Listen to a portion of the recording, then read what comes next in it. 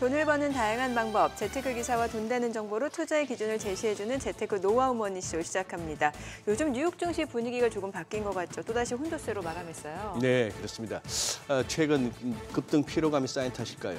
별다른 지표 발표가 없었던 상황에서 대장주라 할 수 있는 엔비디아가 7% 가까이 급락하면서 결국 지수를 끌어내렸습니다. 그러나 S&P 500 지수 11개 업종 가운데 기술주와 또 재량 소비재 외에 9개 업종이 올랐다고 한다면 과연 이 지금 시장이 좋은 건지 나쁜 건지 좀 애매해지는데요. 네. 자, 어쨌거나 다우지수는 또 금융주, 에너지주 이런 쪽이 또 크게 오르면서 이렇게 또 지수 계속해서 상승세를 보이고 있습니다. 향후 증시 흐름이 어떻게 될지 궁금한데요. 전문가들 사이에서도 뜨거운 논쟁이 벌어지고 있습니다. 약세 전망을 유지했던 모건 스탠리가 연말에 S&P 500이 6,000선에 다시 근접할 수 있다고 전망했고요. 또 일각에서는 시장 랠리 얼마 남지 않았거나 이미 정점을 통과한 거 아니냐 하는 경고의 목소리도 나오고 있습니다. 이번 하락세가 건전한 조정일지 약세장의 시작일지는 계속해서 우리가 확인이 필요한 것 같습니다. 어제 우리 증시도 엔비디아 타격을 고스란히 받는 모습이었습니다. 네, 맞습니다. 어제 코스피가 미국 기술주 조정 여파에 외국인 매도세까지 겹치면서 결국 2,760선까지 후퇴했습니다. 특히 이제 엔비디아 밸류체인 기업이죠. SK하이닉스 타격이 컸습니다. 오늘 과연 또 어떤 흐름을 나타내는지 증시타임에서 확인해 보겠습니다. 올해도 이제 벌써 반이 흘렀습니다. 상반기 ETF 시장을 돌아보면 AI 반도체 ETF가 수익률 상위권을 휩쓸었다고 해도 과언이 아니죠. 네, 그렇습니다. 하지만 이제 고점 우려에 최근 조정까지 나오면서 반도체를 넘어서 다른 AI 수혜 섹터로 눈을 돌려야 한다는 조언이 나오고 있는데요. 상반기 ETF 결산과 함께 하반기에 떠오를 유망 ETF 상품 무엇인지 하우머니에서 자세히 살펴보겠습니다. 네, 지금 보고 계신 머니쇼 유튜브에서도 라이브로 시청 가능하니까요. 많은 시청 부탁드립니다. 그럼 먼저 빠르게 돌아가는 글로벌 증시 상황부터 정리해 볼까요? 도지은 아나운서 소식 전해주시죠. 굿모닝 마켓입니다. 마치 시소처럼 나홀로 오르던 기술주들이 하락하고 그간 오르지 못했던 종목들이 올라주면서 키 맞추기가 진행되고 있습니다. 소외받았던 종목들의 반란이 이제 시작일지 수급에 따라 요동치는 시장의 이면 들여다봅니다. 간밤 뉴욕 증시 3대 지수 지수별로 등락이 엇갈렸습니다. 기술주들이 하락을 주도하면서 S&P 500은 0.31%, 나스닥은 1% 넘게 하락했고요. 반면 다우지수는 0.67% 상승 마감에 홀로 성공했습니다. 시장에 특별한 이슈가 없었던 가운데 그동안 엔비디아를 비롯한 반도체 업종에 집중되어 있던 수급이 다른 종목들로 퍼지면서 다우지수 중심으로 상승해줬습니다. 시총 상위주들도 흐름 보시면 마이크로소프트가 0.47% 하락, 애플은 0.31% 상승한 반면에 엔비디아가 6% 넘게 하락하면서 공식적으로는 조정 국면에 들어갔습니다. 통상 강세장 고점 대비 10에서 20% 정도 하락하면 조정에 들어간 것으로 보는데요. 시가총액도 3조 달러 아래로 떨어지면서 마이크로소프트와 애플에게 각각 시총 1, 2위를 내어준 모습입니다. 엔비디아 필두로 반도체 업종 전반적으로 부진했고요. 아마존은 타겟과 소피파이가 협력해서 비슷한 서비스를 제공한다는 소식에 1.8%대 하락했습니다. 6위부터 10위도 보시면 메타가 0.83% 상승, 일라이릴리도 0.70% 올랐습니다. 참고로 테슬라는 장 마감 직전 약세 전환하면서 0.23% 하락 마감했습니다만 나머지 전기차 관련주들은 흐름이 좋았습니다. S&P 500 기준 상승 종목이 350여 개를 웃도는 등 쏠림 현상이 완화된 것이 오늘장의 특징이었는데요. 연초 대비 나스닥은 17% 이상, S&P 500은 14% 이상 상승했지만 다우지수는 올해 4.8% 상승에 그쳤습니다. 특히 나스닥 100은 18% 넘게 상승했지만 중소형주 위주 러셀 2000 지수는 0.90%, 0.9% 상승에 그쳤습니다. 대형주 중심으로 강세장이 보여왔던 시장이라는 걸 다시 한번 확인하게 되는데요. 나스닥 100 종목 중에서도 지수 상승률을 상승한 종목이 상회한 종목이 22개에 그치는 등 나스닥 안에서도 일부 종목만 상승한 모습입니다. 이런 추세는 지난 2023년 이후 쭉 이어져 왔던 모습인데 AI 산업이 화두가 되면서 관련 종목들에 대한 긍정적인 전망과 실적 발표가 시너지를 내면서 수급이 이쪽에 집중되어 왔습니다. 하지만 지난주 선물 옵션 만기일 지나면서 그동안 상승을 주도했던 반도체 관련 종목들 중심으로 옵션 매물이 청산이 됐고요. 관련된 종목들 조정이 진행됐습니다. 다만 그간 오르지 않았던 종목들이 올라주면서 지수 하락은 방어를 해줬고요. 물론 이런 추세가 지속적으로 이어질지 여부는 결국 실적이 키를 쥐고 있다는 분석입니다. 이번 주 마이크론 실적 발표 앞두고 있죠. 그만큼 반도체 수급은 26일 이후 방향성 잘 체크해 보셔야겠습니다. 특히 지난주부터 피크아웃 논란이 이어지던 엔비디아, 젠슨 왕 CEO가 주식을 매각했다는 소식부터 닷컴 버블이 정점에 달했을 때 시스코와 비슷하다는 이야기까지 시총 1위를 찍은 이후로 과매수 구간이라는 우려 섞인 평이 끊이질 않았는데요. 전문가들은 이번 엔비디아 하락을 두고 시장을 위한 매우 건전한 발전이라면서 지나치게 집중된 시장 랠리는 기술주 거품을 만들 수 있다며 오히려 조정을 반기는 모습입니다. 한편 국제유가가 강세 보이면서 에너지 업종 강세 보인 것도 특징이었습니다. 국제유가 같은 경우 6월 들어서 드라이빙 시즌 수요가 커질 것을 기대하면서 강세 보여왔는데요. 간밤에는 이스라엘 군대가 가자 지구의 레바논 국경 지역으로 이동했다는 소식, 또 영국 은행들이 북해 지역 원유와 천연가스 생산 업체들에게 자금 조달을 중단하면서 공급 불안 요인도 커졌습니다. 그 영향으로 브렌트유 배럴당 86달러 선에 WTI는 배럴당 81달러 선에 상승하면서 마감했고요. 국제유가와 천연가스가 강세 보이면서 관련주들도 상승했습니다. 여기에 달러가 약세 보인 것도 한몫했고요. 금융주도 수요일에 예정된 스트레스 테스트 결과 발표 앞두고 상승했습니다. JP모건, 뱅크 오브 아메리카, 시티그룹, 웰스파고 등이 상승하면서 반도체 업종에 집중되어 왔던 수급이 그 밖의 종목으로 이처럼 확대된 모습입니다. 반도체 쏠림 현상이 완화되어 가고 있는 구간, 조정에 뼈아픈 분들도 혹은 기회를 엿보고 있던 분들도 계실 텐데요. 변동성의 파도를 기회로 만드는 전략 반드시 세워보시기 바랍니다. 굿모닝 마켓이었습니다.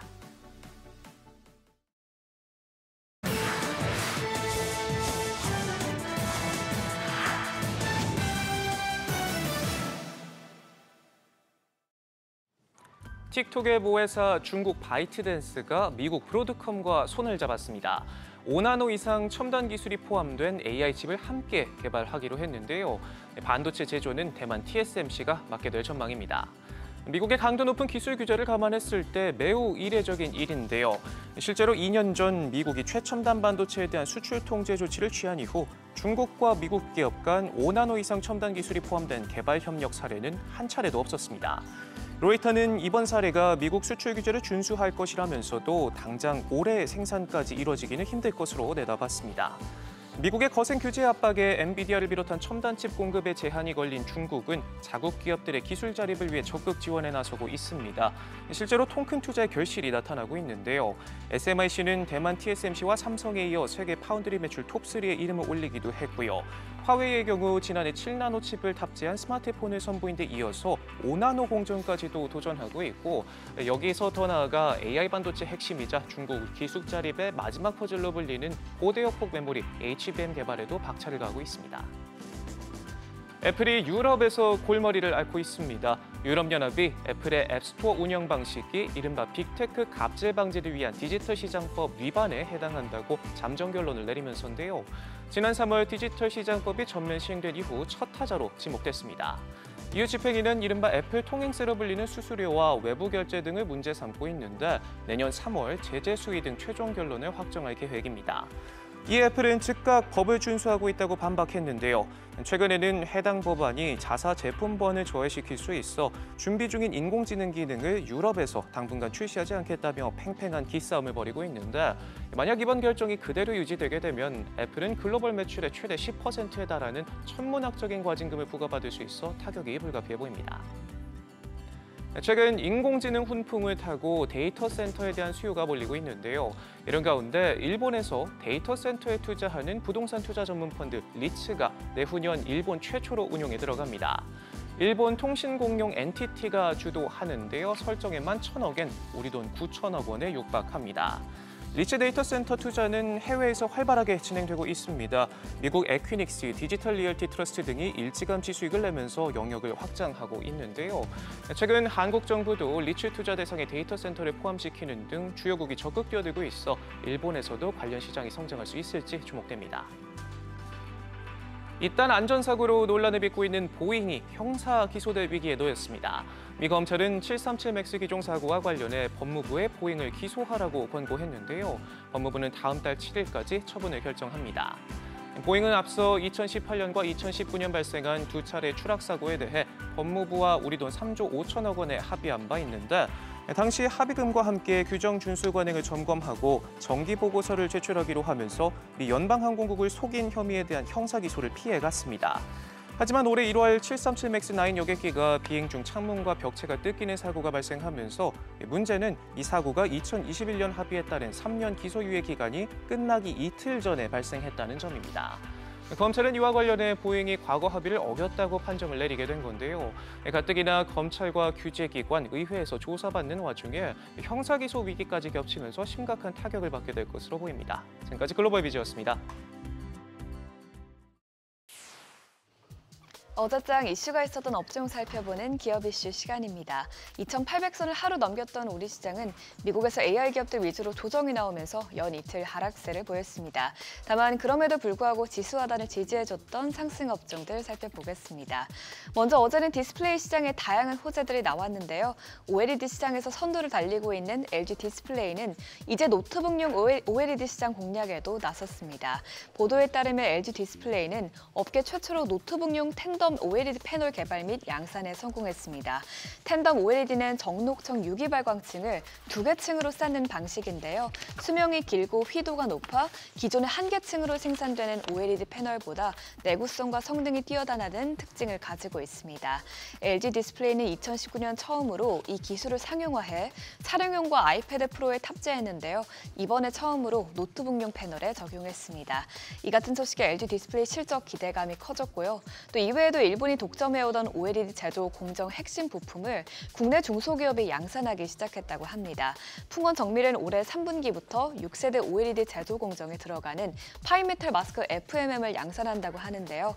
삼성 디스플레이와 LG 디스플레이를 비롯한 한국 기업이 그동안 일본산 FMM에 의존해왔던 만큼 이번 기술 국산화가 기업들의 원가 부담도 덜어낼 것으로 전망되고 있습니다.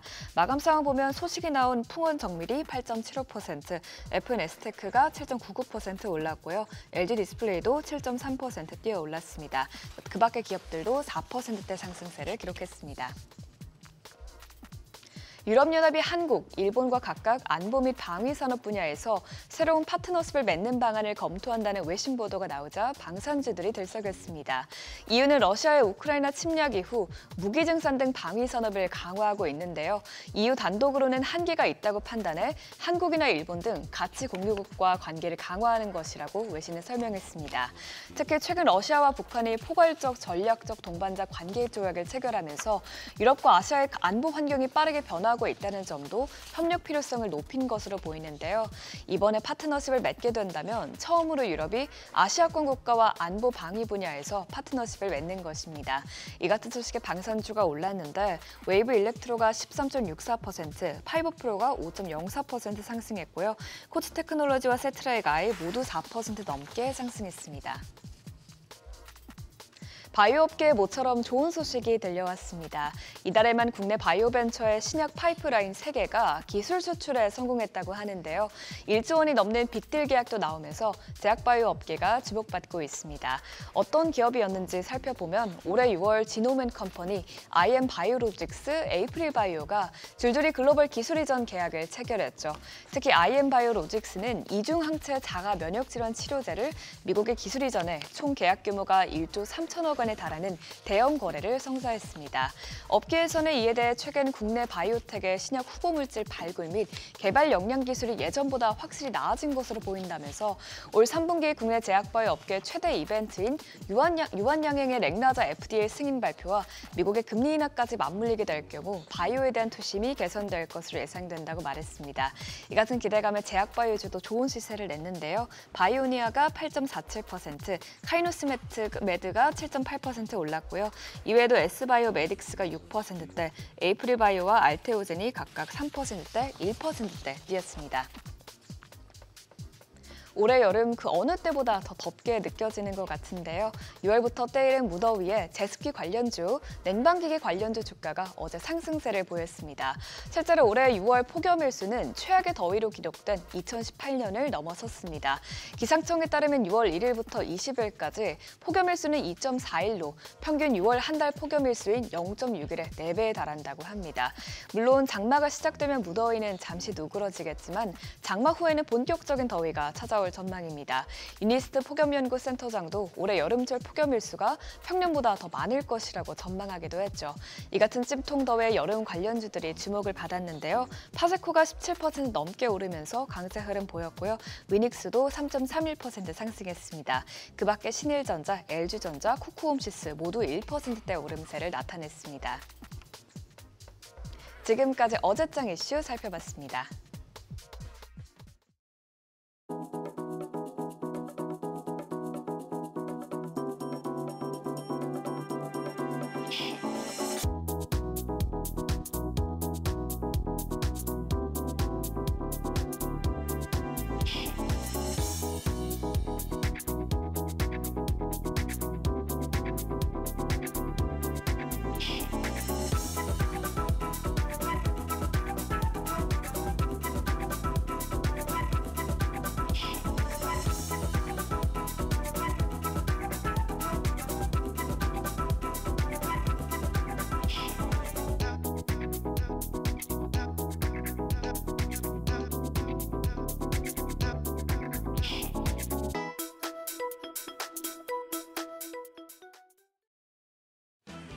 시장이 또 하락했습니다.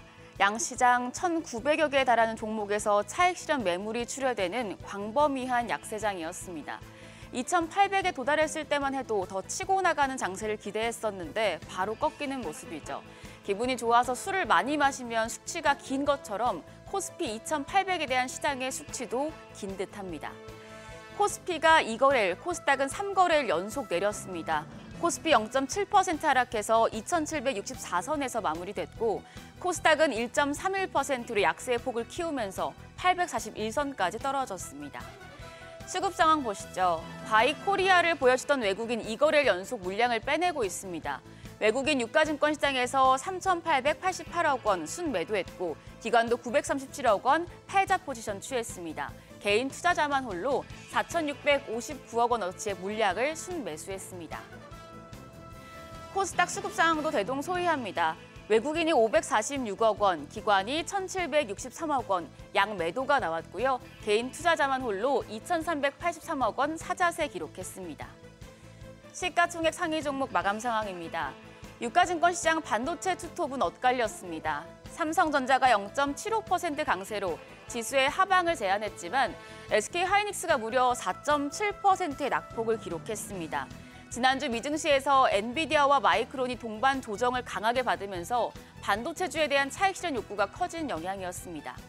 반면 현대차와 기아는 소폭의 반등세 기록했고 셀트리온이 1%대, KB금융은 올해 첫 중간 배당 예고에 1.78% 상승세 시현했습니다.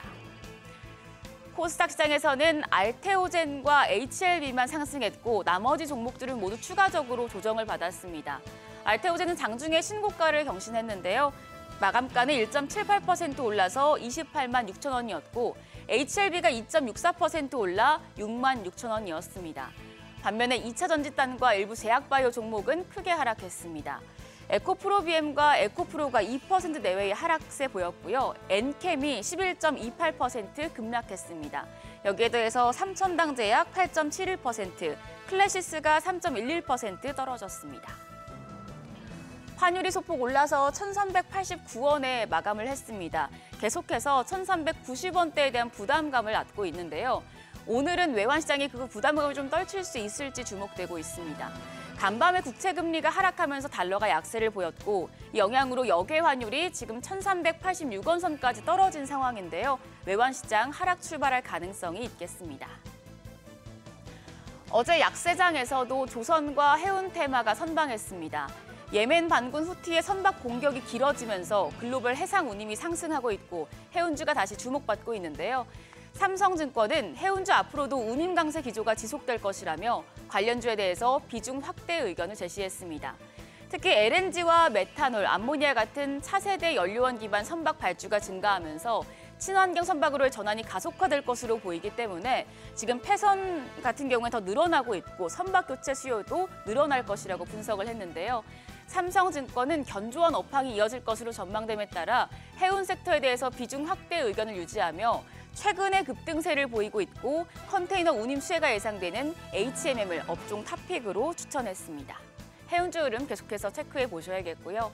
마지막으로 오늘 개장 전 영향을 줄 이슈들 살펴보시죠.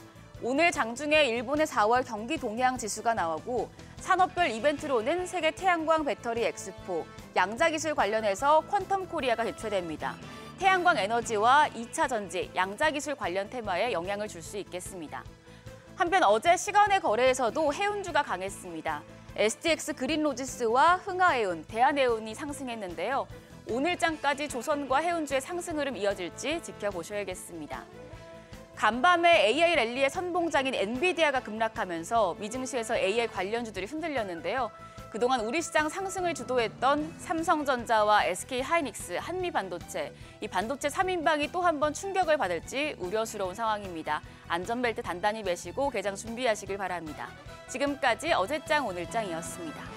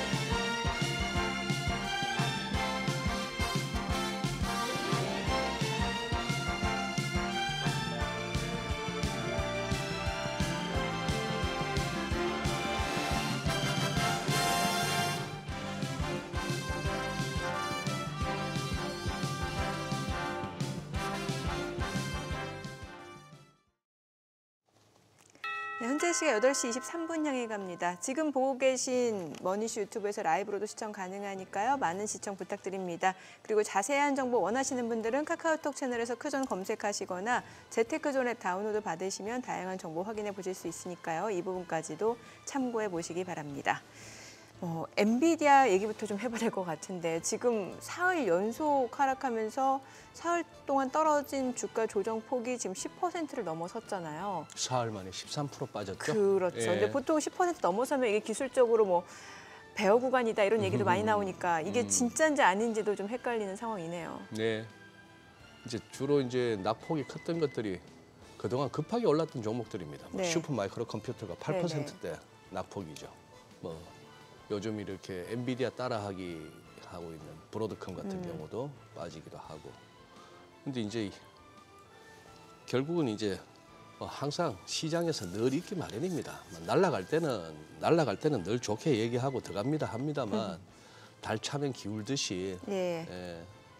그러니까 이걸 이제 과연 월가에서 진단하듯이 기다리던 조정이고 건전한 조정이고 네네. 또 멀리 가기 위한 또 도움닫기 이제 어차피 길게 보면 또 이렇게 조정받고 또 갈 거예요. 그렇죠. 가겠는데 이제 이 조정 과정을 갖다가 얼마나 이제 견뎌낼 수 있는가의 단가 싸움이고 예. 레버리지를 썼느냐 안 썼느냐의 그 차이고 뭐 그런 상황인데 뭐 젠슨왕 욕할 건 없습니다. 젠슨왕은 미리 판다고 다 이미 주식 분할 전에 이미, 이미 다 매도 계획을 밝혔고 공시됐던 내용이니까요. 이게 그리고 증권사에서 뭐 특정 시기라든지 특정 가격에 도달하면 자동적으로 매도되는 시스템이라고 하더라고요. 예, 뭐 그런 식이니까. 예. 그러니까 그리고 내년 3월까지도 매도 계획이 이미 잡힌 거고요. 예. 예. 젠슨왕 우리 인훈이 형은 돈에 깔려 죽겠어요 보니까. 누구요? 황인훈 형, 젠슨왕 형이 내년까지 파는 돈이 어마무시해요. 내년 3월까지 파는 예. 그렇죠. 뭐 580몇만 주를 더 판다나 내년에는. 예. 부러우면 지는데. 뭐 지고 자시고 할 급이 아니니까. 솔직히 부럽죠. 예. 네. 일단 그나저나 예. 늦게 들어가신 분들은 조금 마음고생은 심하시겠습니다. 그러게요. 네. 지금이라도 정리를 해야 되는 건지 아니면 기다리면 괜찮은 건지 고민되실 것 항상 같아요. 어려운 문제죠. 네. 네, 바로 모셔보도록 하겠습니다. 오늘 크로스 리서치 이재무 대표 함께합니다. 어서 오세요. 어서 네, 오세요. 안녕하세요. 예. 대표님 우선 지금 뭐 뉴욕 흐름 한번 이렇게 좀 한번 정리를 한번 해주시죠. 네, 일단은 뭐 방금 다 말씀하셨는데요. 일단은 뭐 미국장 좀 조정받고 뭐 엔비디아 조정받고 이제 고점에 투자하신 분들은 불안하시겠지만 제 입장에서 볼 땐 크게 뭐 걱정할 그런 단계는 아닌 것 같습니다. 아직은. 예.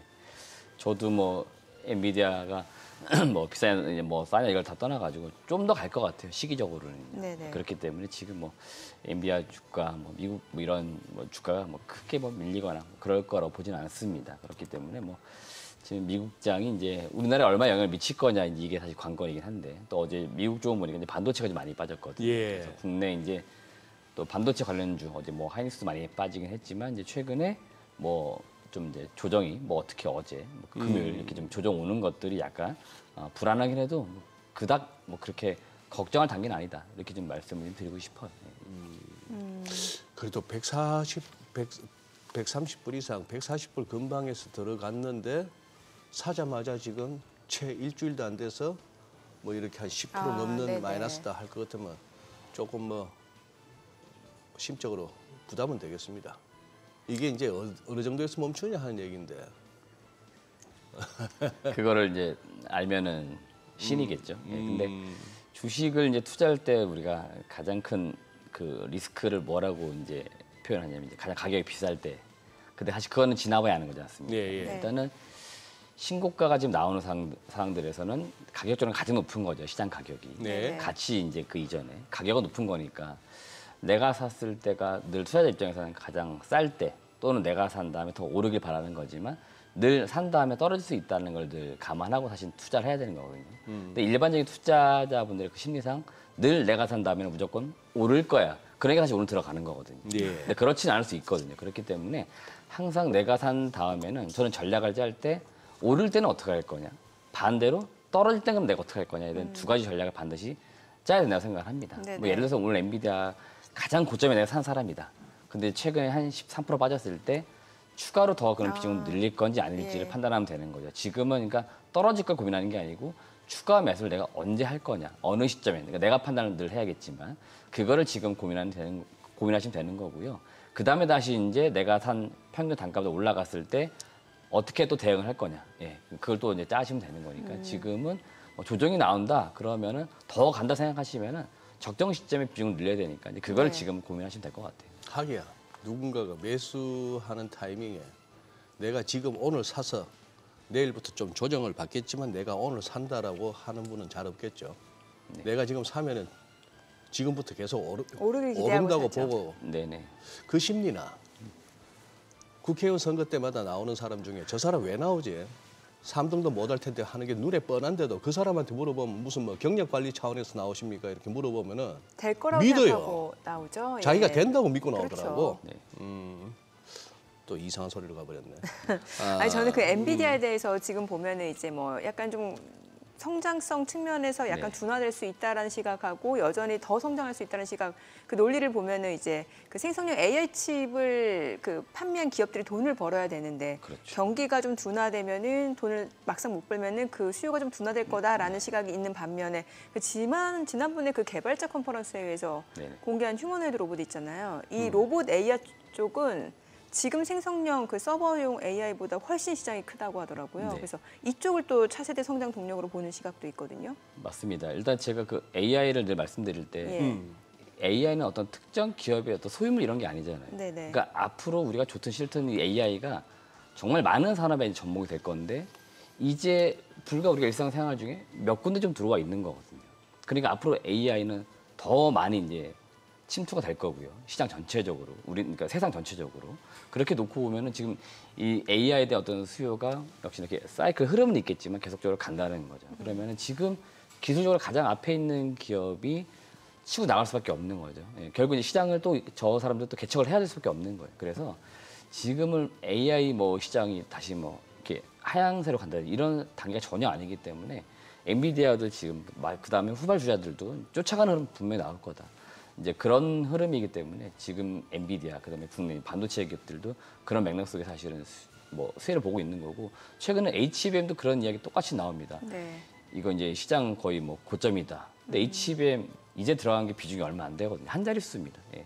올해 좀 팔려서 뭐 두 자릿수 간다라고 하는데 디램 전체에서 내년도 더 팔리거든요. 예. 그러니까 지금은 전혀 그렇게 뭐 걱정할 단계는 아니다. 그리고 저 AI로 하는 게 이제 많은 산업에 침투가 되니까 우리는 지금부터 많은 기업들이 저 AI를 접목시킬 거기 때문에 저걸 접목시켜가지고 그 기업들이 어떤 가치를 만들어낼 건지 내가 엔비디아를 투자 안 했다 하더라도 내가 투자하는 기업들 중에 AI가 접목이 되고 있다고 하면은 우리가 그 기업의 어떤 그 성장 가치를 분명히 찾아야 되는 거죠. 그래서 지금은 그런 단계라고 저는 보기 때문에 뭐 엔비디아 뭐 주가 좀 조정이 오는 것들이 크게 뭐 걱정할 단계는 아니라고 말씀드리는 겁니다. 간밤에 코인은 왜 이렇게 떨어졌어요? 글쎄요, 뭐 저도 잘 모르겠습니다. 예. 제가 뭐 그쪽에 이제 투자한 것도 아니고 관심 그래요? 크게 두고 있지는 않지만. 전혀 미안해하실 필요 없습니다. 네네. 뭐 코인 거래하시는 분들한테 물어봐도 그거 뭐 설명할 수 있는 분 없어요. 맞습니다. 그래서 전 세계에 없어요. 뉴스플로우상 가격이 올랐냐 떨어졌냐 이 정도만 체크를 하는 거죠. 허무하지 않습니까? 뭐 반감기 어쩌고 저쩌고 했던 그걸로 그 뻔뻔질로 또 ETF 승인했으니까 또 돈이 올 거로. 네네. 아유. 근데 아직 끝난 게 아니니까요. 아니 끝난 건 아닌데 뭐 길게 봤어야 뭐 걱정할 게 뭐 있습니까? 이 방송도 필요 없어요. 길게 보면은 뭔 놈이 정권 방송과 채널이 이렇게 많습니까? 유튜브가 그렇게 많고 기다리면 다 되는데. 이제 뭐 투자자 관점에 따라서 장기 투자냐, 중기 투자냐, 그렇죠. 단기냐에 따라 다르겠죠. 아니 근데 저기는 근데 돈이 빠져나서 증시 바깥으로 나가는 것 같지는 않아요. 보니까 다우지수 올라가는 거 보세요. 금융, 에너지, 무슨 뭐 소비재 할 것 없이 그러니 많이 올랐던 거 털고 그 돈 빼서 증시 바깥으로 나가는 게 아니라 그냥 순환매 성격이더라고요. 그리고 미국도. 오히려 코인 쪽 하시는 분들은 코인 시장 자금이 주식 시장으로 가서 그렇다는 얘기도 해요. 그 오히려. 말도 있어요. 예. 그럴 그러니까 수도 주식 시장에 있겠네. 돈이 안 빠지고 오히려 더 들어오는 걸 수도 있어요. 아 그렇겠네. 예. 아, 예, 예. 그렇게도 말되네. 보더라고요. 우리 시장으로 가시죠. 우리 시장으로 가는데 어제 딴 것보다도 지수도 지수지만 뭐 지수야 그럴 줄 알았지만 하이닉스 좀 여쭙고 싶어요. 네네. 뭐가 있었길래 그동안에 삼성전자에 아웃퍼폼 하더니 최근 들어서는 또 약간 언더퍼폼하고 어제는 또 특별한 뭐 재료가 있었던 것 같은데. 글쎄요, 제가 지금 하이닉스를 이제 주가를 보고 있고 삼성을 네, 같이 네. 이제 보는데요. 네. 그러니까 좀 헷갈리는 게 뭐냐면 예. 예전에 사실은 이제 같은 방에 같이 움직였잖아요. 근데 그랬죠. 그랬죠. 물론 지금도 방향성은 사실 똑같은데 속도가 하이닉스가 너무 빨리 달렸지 않습니까? 그러니까 이제 하이닉스가 좀 약간 쉬려고 하는 건지 또 때마침 또 이제 여튼 뭐 엔비디아 이제 이슈도 있고 엔비디아 주가 지금 조정 나오니까 뭐 같이 움직이는 게 연동해서 움직이는 건지를 보는 거고요. 삼전은 지금 안 빠지고 있잖아요. 예. 예. 그럼 무슨 얘기냐면 이제 HBM을 가는 거예요. 그러니까 경쟁 구도로 가는 거죠. 그러니까 하이닉스가 지금 HBM에서 이제 가장 앞서 있기 때문에 지금까지 주목을 받았던 거고 계속 무언가 삼성전자가 쫓아오는 느낌이 있거든요. 그러면은 시장에서는 이제 하이닉스는 좀 많이 올라왔고 점유율을 그냥 삼성전자가 또 나중에 가져가게 되는 건 아닌가 이런 것들이 있는 것 같고요. 실제로 삼성전자 입장에서 볼 때는 이제 엔비디아 쪽에 HBM3E라고 하는 그 제품이 납품된다 그러면은 이제 그 점유율 싸움이 되는 건데 실제 양산 캐파는 하이닉스보다 삼성전자 더 큽니다. 네. 그렇게 되면은 지금 수요는 워낙에 많은데 하이닉스가 지금 물량 공급하는 게 약간 부족했거든요. 근데 경쟁자, 뭐 마이크론까지도 포함입니다.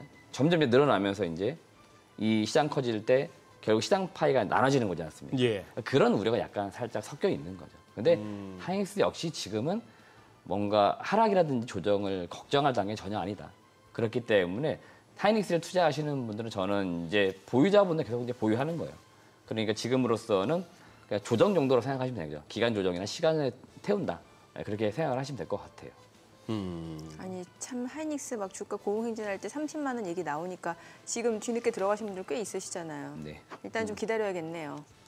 안 그래도 30만 원 그 목표 주가가 최근에 예. 나왔는데요. 예. 그 30만 원이라는 숫자를 우리가 보기 전에 그 목표 주가 상향에 있어서의 전제 조건이 뭐냐예요. 전제 조건. 벌써 25년 이익 대비 30만 네네. 원이라고 하는 겁니다. 지금 24년 중간을 넘어가고 있잖아요. 그러니까 벌써 지금 최근에 반도체 하반기 전망, 내년 전망 나온단 말이에요. 그러니까 지금 하반기 전망, 내년 전망 보니까 특히 25년 이익 보니까 올해보다 더 나올 겁니다 하는 거죠. 예. 그래서 소위 말하는 12개월 포워드, 그러니까 1년 뒤 실적 얼마 나올 거니까 지금 주가보다 밸류에이션상 얼마가 적정 주가입니다 하는 거죠. 그래서 지금 목표 주가 30만 원이 최근에 그렇게 나오는 것 같아요. 그러니까 1년 이상 봐라 얘기를 하는 거죠. 근데 우리는 30만 원만 사실 포커스 두고 보죠. 그게 아니고 기업 이익이 당장 다음 달부터 2분기 시장 나오잖아요. 1분기 대비 2분기 얼마나 증가를 하는지 그런 거를 좀 체크를 하시면서 투자를 하셔야 됩니다. 어제 무슨 뭐 하이닉스 관련해서 또 그 뭡니까 EB 교환사채 네. 뭐 그런 얘기도 어디선가 설명을 하는 것 같던데 또 제가 정확하게 공시까지 못 봐가지고 혹시 나중에 제가 한번 공시를 보게 되면 예. 해석을 좀 해드리겠습니다. 결국 약간 네. 그 요점은 그거더라고요. 뭐 조금만 올라가면은 유상증자가 됐건 전환사채를 갖다 주식으로 전환하건 교환사채를 가지고 또 뭐 해주든 간에 자꾸 이게 희석이 되는 거예요 주가가. 네네. 종목 수가 너무 많아지면서. 네네. 그리고 이제 뭐 하이닉스 혹시 그런 이슈가 있다고 하면은 결국에는 지금 투자를 해야 되는 자금이 좀 필요하잖아요. 계속 지금 뭐 청주의 공장을 이제 그 낸드 공장을 좀 바꿔가지고 그 HBM 생산하려고 투자를 해야 되는데 계속 올해 얘기 나왔던 게 뭐냐면 지금 이제 공장 질 뭐 부지 이런 것도 없고 그렇다는 얘기 있었거든요. 그래서 청주 공장을 갖다가 HBM으로 라인을 그렇죠. 예. 바꾸는 거예요. 그렇죠. 그래서 이제 그렇게 이제 투자 계획을 바꾸는 과정에서 자금이 필요할 수 있으면은 그런 것들에 대한 이야기가 나올 수는 있겠죠. 그러니까 늘 기업들이 움직일 때 보면 공장을 지으려면 반드시 자금이 필요한 거거든요. 그러니까 버는 영업이익도 있지만 뭐 다른 거 조달해야 되면 시장에서 조달하는 것들이니까 아마 그런 맥락에서 이야기가 나오지 않았을까라고 생각됩니다. 그러게 SK하이닉스 아직까지 그 관련해서 공시가 나온 건 없네요. 아직까지. 네, 그래서 뭐 공시가 나오면 아마 뉴스가 많이 나올 건데 공시가 그래요? 안 나왔으니까 뭐 공시가 나오게 되면은 그 자금 조달 성격을 좀 설명드리겠습니다. 네. 그 어제 보니까 또 이렇게 시장이 좀 조정받을 때 조선주들 요즘 흐름 좋고 네. 해운주도 괜찮고 또 갑자기 이제 무더위 시작됐잖아요. 맞습니다. 제습기 관련주들도 움직이더라고요. 일단 어제 제일 제 개인적인 느낌으로 재밌던 거는 그 소위 말해 여름 테마주였습니다. 제가 지난번에 말씀드렸지만 요새 날씨 관련된 기업들이 그렇게 테마를 잘 안 탔어요. 네네. 그러니까 돌고 돌아가지고 어제 그 뭐 폭염 한 6월 중순쯤 나왔습니다. 분명히. 네네. 갑자기 지금 더운 거 아니거든요. 2, 3주 사이에. 그렇죠. 계속 더웠습니다. 근데 어제 이상하게 여름 테마주 올랐다는 거예요. 그래서 그리고 많이 오르지도 않았어요. 예전 같으면 한 상한가 가는 격도 나오고 해야 되는데 그 정도도 사실 아니었습니다. 그렇기 때문에 지금 자막에 나오지만 파세코가 한 17%, 주가가 가볍거든요. 위닉스 3%, 저희가 신일전자. 에어컨 회사죠. 네, 뭐 에어컨 선풍기, 에어컨, 뭐 제습기, 소위 말하는 가전을 파는 업체들이고 저 업체들이 사실 뭐 4월, 5월 주문 받았어야 돼요, 미리. 근데 전혀 관심 없다가 시장에 자금이 결국 갈 데가 없으니까 그러게요. 그 뉴스와 함께 좀 움직이지 않았을까. 저 기업도 사실은 펀더멘탈은 다 좋아요. 이익은 다 잘 나옵니다. 그래서 제 개인적 느낌이지만 하루 이틀 반짝이지 않을까. 그래서 쫓아 들어가는 건 좀 아닌 것 같다라고 의견을 드리고 싶어요. 그럼 조선주는요? 조선주는 이제 지난주 금요일에도 좀 이벤트가 있었고요. 하나오션 쪽 개별 이슈긴 하지만 그다음에 최근에 역시나 5월 그 전망하면서 조선주는 이제 업황 계속 좋다는 얘기가 나오고 있고요. 그런 흐름 속에 지금 움직였다라고 보시면 될 것 같고 해운주야 여전히 뭐 그 운임지수 얘기 계속 나오는데 이거 운임지수 계속 강세입니다. 저거 꺾일 때까지는 뭐 우리나라에서 HMM입니다. 그 종목 역시 실적에 대한 전망 계속 좋게 나올 수밖에 없는 거니까 뭐 주가가 꺾일 일은 없을 것 같아요. 그래서 저 해상 운임지수 같은 거 뉴스 검색만 하셔도 금방 나오니까요. 오르고 있는지 내리고 있는지만 체크하시면 주가 흐름을 좀 어느 정도 예측이 되니까 지금 보유하시는 분들 보유하면 좋겠고 조선주들은 지금 역시 좀 제 느낌상으로 오를 만큼 올라 있는 상태인 거고요. 여기서 더 갈 거냐 아니냐 늘 이제 판단해야 되는 건데 내년 내후년 보면 더 가긴 갈 거예요. 왜냐하면 조선주들이 21년, 22년, 23년도 수주를 굉장히 많이 받았습니다. 실제로 27, 28년도까지 실적 낼 거는 다 받아놨습니다. 그다음에 저가 수주 아니었어요. 그러니까 매출 내면서 이익을 낼 수 있는 시기가 지금 온 겁니다. 그래서 지금 23, 24 계속 실적이 좋아지는 거거든요. 그러니까 실적이 여기서 뭐 꺾이거나 그럴 건 없을 거다. 그렇기 때문에 역시나 조선주도 지금 보유하시는 분들은 좀 더 보유할 그 타이밍입니다. 그러니까 지금 쉽사리 매도하는 그럴 필요는 없겠다고 말씀드리고 싶습니다. 테마긴 합니다만 이 테마에 속한 종목들 중에서 또 펀더멘털 괜찮은 기업들이 있어서 여쭤볼게요. 그 대왕고래 있잖아요. 최근에 K419 관련주라고 엮이는데 어제 보니까 GS글로벌이 네네. 급등하고 또 GS글로벌 말고도 최근에 보면 유틸리티 섹터 뭐 한국가스공사도 움직이고 또 포스코 인터내셔널도 이 광물 업체인데 뭐 종합상사 업체이기도 하고 이런 쪽이 움직인단 말이죠. 이전의 테마하고는 약간 그 속한 종목들이 좀 달라요. 네, 일단 그 지난주 이제 포스코 인터내셔널 주가가 많이 움직였고 어제는 이제 GS 글로벌, 뭐 GS 글로벌도 지난주에도 이제 움직이긴 했는데요. 펀더멘트 된 상태에서 뭔가 상승의 트리거 요인이 생겨가지고 올라가는 건 저는 항상 좋게 생각을 해요. 그러니까 기초 체력이 되는, 그러니까 기업이 이익이 나는 회사인데 그러니까요. 저평가된 상태에서 올라가는 거는 부담이 없다는 거죠. 투자하시는 분들. 예.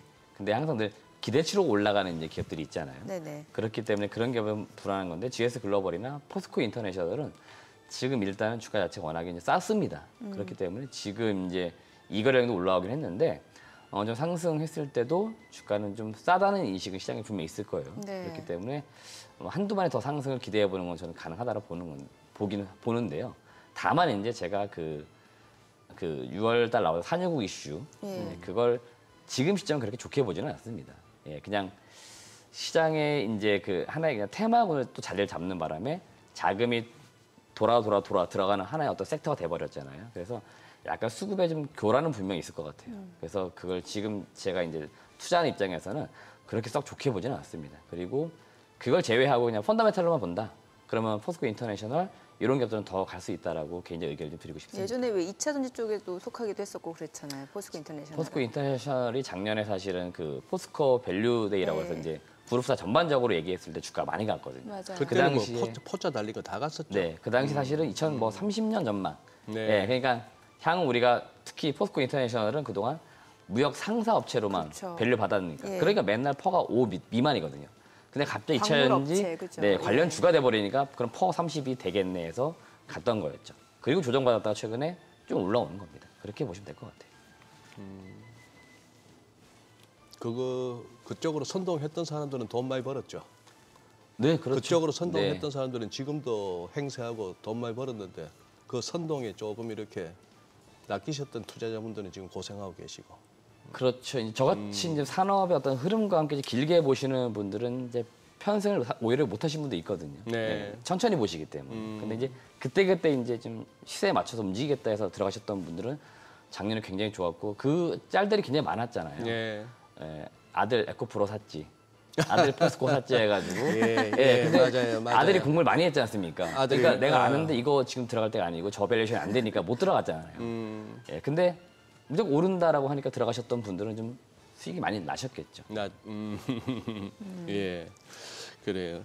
저기 어제 또 그거 한 중에 우리요 이 대표님 요 알테오젠 요 종목 어떻게 보십니까? 이게 지금 제법 이렇게 바이오주 중에서는 뭐 거의 대장주 역할을 하다가 최근에 다시 뭐 한번 고점 찍고 조정받나 했는데 짧은 조정에 자꾸 이제 전고점을 열려고 시도를 하니까 뭐 지금 좀 아슬아슬한데 예, 지금 계속해서 뭔가 이 재료가 받쳐주는 종목인가요 지금? 일단 제가 그 네. 바이오 섹터, 그러니까 신약 바이오 순수하게 예. 소위 말하는 기술 개발에서 예. 내가 라이센스 아웃하겠다 어. 하는 기업 지금 딱 3개 보고 있는데 그게 알테오젠, 어. 리가캠 바이오, 예. 또 제가 한번 소개시켰던 ABL 바이오. 네. 그게 무슨 얘기냐면요. 우리 신약 만들고 있습니다. 그리고 결과를 낸 회사가 일단 제 관점에서는 반복적으로 결과 냈던 기업 요 3개예요. 요 3개는 소위 말하는 실체도 있는 거고 실체도 있고. 이제 소위 말하는 바이오 기업이 들어올 돈이 있는 거죠. 그러니까 문제 없는 거고. 네. 다만 이제 알테오젠 이제 시간을 좀 돌려가지고 예. 지난 2월달에 주가가 시작할 때 예. 증권사에서 목표 주가 30만 원 얘기를 했거든요. 어허. 근데 그 당시 주가가 이제 10만 원대여서 예. 거기서만 해도 3배거든요. 예. 저게 가능하겠어라고 저 봤는데 어. 얼추 다 왔습니다. 그러니까.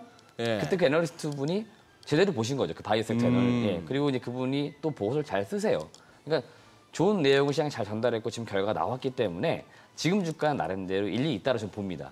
그리고 지금 최근 나오는 것들은 더 간다는 이야기가 나와요. 시장에서는요. 그래서 그냥 투자하셨든 아니든 간에 바이오 섹터 또 코스닥에 요새 종목들이 많이 지금 이전에 갔기 때문에 지수를 받쳐줄 만한 기업이 없어요. 근데 이게 알테오젠이에요. 지금 시총 지금 2위가 올라왔으니까요. 예. 그래서 지금 추세가 당장 이렇게 꺾여는 걸 거지는 않습니다. 그래서 역시나 이거는 지금 신규 매수의 관점은 아닙니다만 보유자분들은 뭐 더 간다라고 생각하시고 보유하는 것도 제가 볼 때는 나쁘진 않을 것 같아요. 야, 이것도 그야말로 딱 요즘 이 증권가에서 유행하는 그걸로 10배거네요. 10배 네네. 낫네. 예.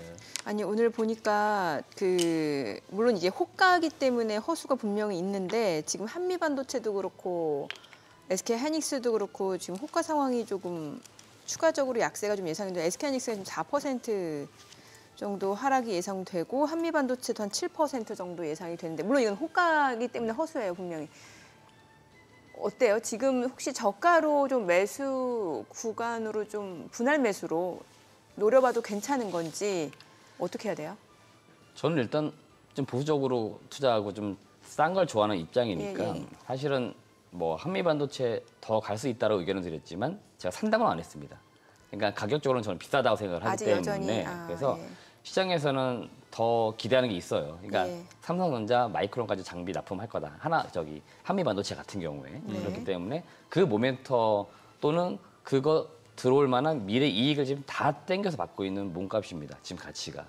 그렇기 때문에 제가 밸류에이션 했을 때는 한미 반도체 같은 경우는 비싸다라고 의견을 드려서 저는 사지 않습니다 얘기 드렸던 거고 네. 다만 더 갈 것 같냐 했을 때는 분위기상 갈 것 같다고 말씀드린 거고요. 예. 반도체 관련된 기업을 지금 사겠다 그러시면은 시장에서 소위 말하는 바닥에 있는 기업이 여전히 많이 있습니다. 예. 네. 제가 예.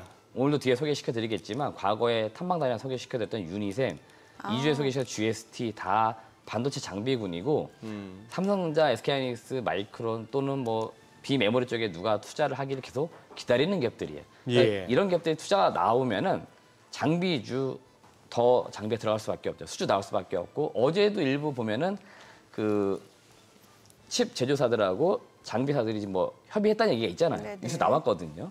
그럼 결국에는 장비 언제쯤 투자할 것 같으니까 납품해줄 수 있겠어를 미리 이야기하는 거거든요. 그럼 이런 기업들이 결국 장비 수주가 나온다라고 보는 거기 때문에 전방 업체가 투자하겠다 그러면은 밑에 있는 밸류체인 기업들은 다 수혜를 볼 거다. 그러면 아직 안 간 기업들을 저는 사자는 입장이기 때문에 수발 주자를 좀 사자고 의견 드립니다. 좀 화면에 나오는데 저기서 좀 덜 간 기업, 안 간 기업 좀 추려볼 수 있을까요? 뭐 제가 다 추려온 겁니다. 이게 제가 다 추려온 겁니다. 네. 이게 상대적으로. 대형주를 내가 사겠다 그러면 눈여겨볼. 삼성전자 사는 거고요. 장비주 사겠다 그러면 유니셈, GST, 원익 IPS도 정말 바닥을 기고 있습니다. 그다음에 소재주는 솔브레인, 동지세미캠, 한솔케미칼 늘 삼전, 하이닉스 다 밸류체인 기업들이에요. 예. 저런 기업들이고 부품주 원익 QNC, BCNC, 후공정은 늘 물량이에요. 양 많아지면은 무조건 수혜 봅니다. 삼전, 하이닉스가 내부에서 하다가 우리 물량 너무 많아가지고 이제 예. 외주에 주겠다. 외주 업체에 주는 거거든요. 네네. 지금 물량이 많진 않아요. 예. 근데 물량 많아지면은 하나마이크론, SFA 반도체, 두산 테스나 패키징 테스트 업체들을 늘 쓰기 마련입니다. 그러니까 이런 기업들이 지금 주가가 많이 가느냐? 그렇진 않거든요. 오히려 좀 조정을 받은 기업들 꽤 많아요. 네, 그러니까 저런 기업들을 사두고 마음 편히 있자고 제가 말씀드리는 겁니다. 예. 한미반도체 하이닉스 지금 이제 고점에 샀는데 예. 올라가면 다행이거든요. 네네. 떨어지면 지금 계속 불안한 거거든요. 네. 예, 그렇게 투자하지 말고 그냥 바닥에 있는 기업 싼 거 사놓고 기다리면 시간만 태우면 간다는 겁니다.